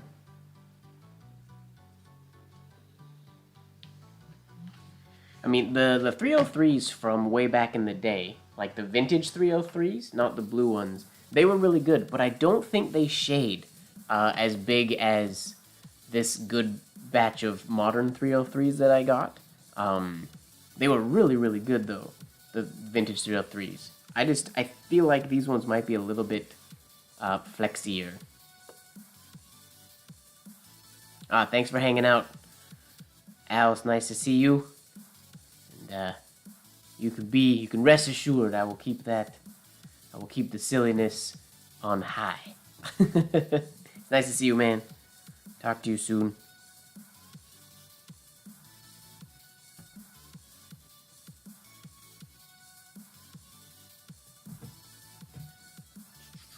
Alright, so he goes from this one.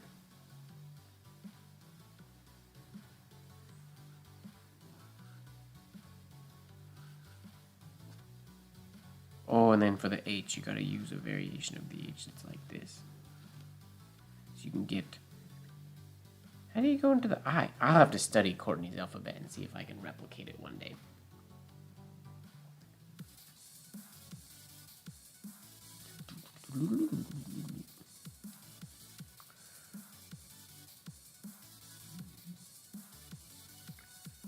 I just killed a fly. Maybe that was him. I got it. Fingers crossed that there was just one. and he didn't bring his friends.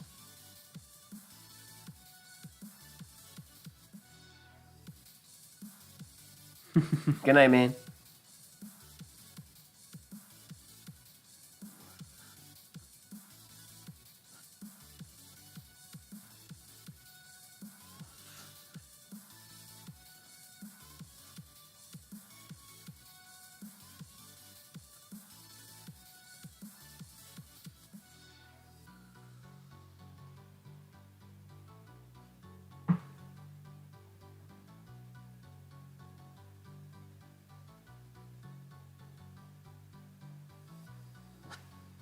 Whoops, that wasn't very good.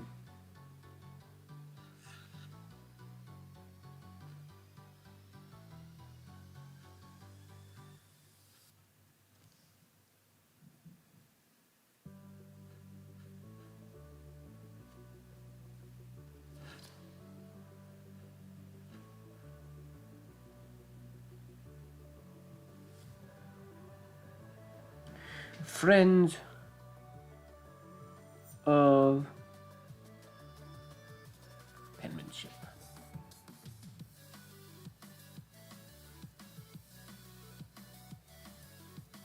What are the letters we got next week? T.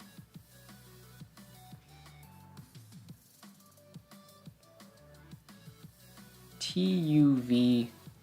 TUVW. Maybe we'll get through tomorrow or next week. TUVW. Whew. It's gonna be a busy week.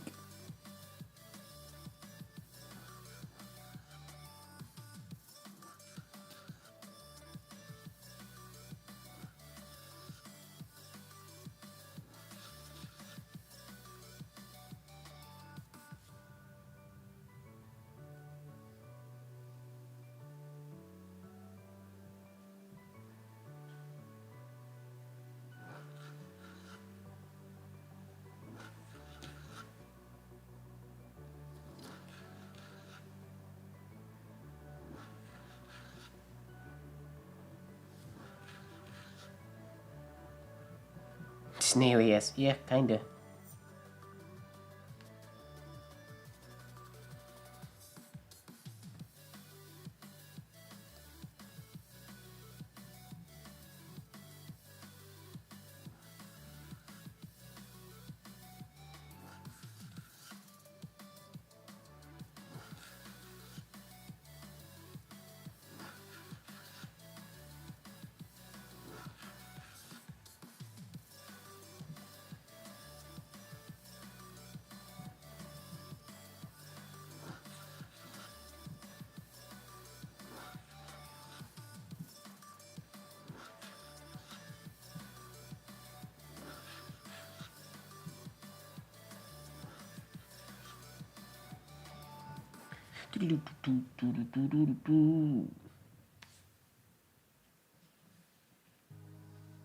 Well, I think I'm going to do one more line of these stem strokes and then call it a night.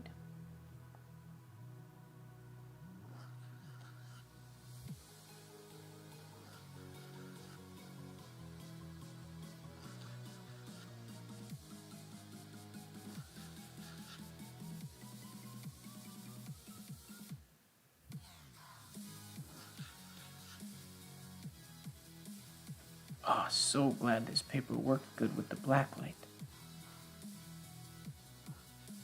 Whoops, I forgot to spiral that one. And I spiraled that one the opposite way. Oh, that's neat. I don't do that very often.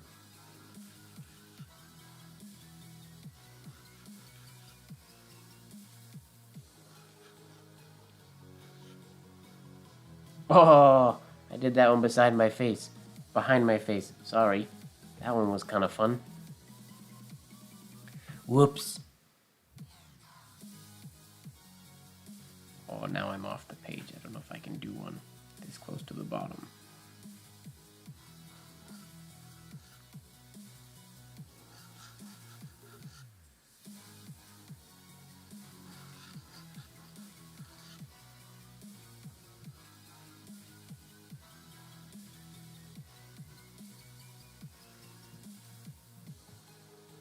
There's another fly. Why are there so many flies all of a sudden?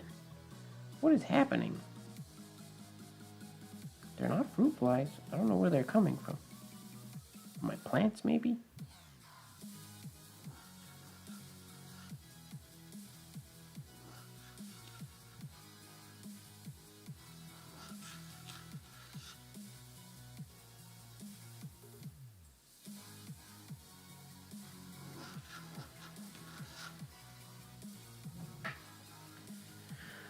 Well, I think that wraps it up for me, ladies and gentlemen. For those of you who are still hanging out, thank you very much for sticking it out until the end. All you need to Oh, launch a podcasting. right on cue. We're going to wait until the commercial is over for Spotify, Website with a strong logo. and then I will end the stream once the music starts again. A sponsor, like say the all-in-one platform that lets you create Hopefully, now we're all listening to the commercial, waiting for the commercial to end. for when you hit the big time. My guest today. Oh, that's such a good exercise. I need to do that one more. Launch it with Squarespace. Pushing the shade down to the bottom. 10% off your first purchase of a domain or website.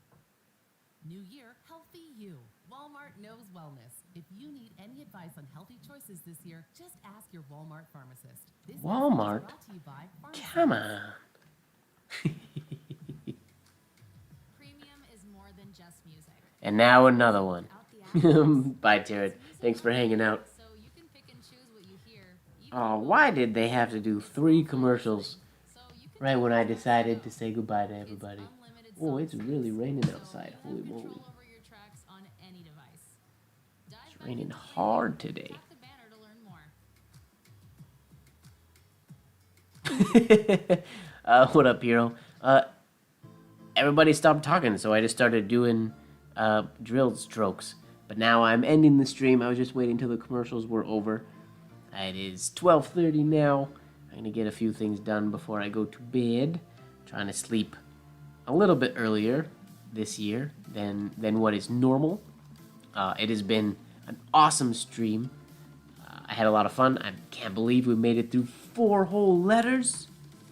4 letters. We'll start again next week with T, and we'll continue through, and hopefully we'll get to 4 more, maybe, and then we're pretty close to the end of the alphabet.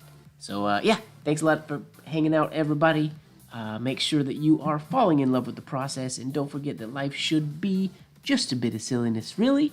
And, MrMGWard, out.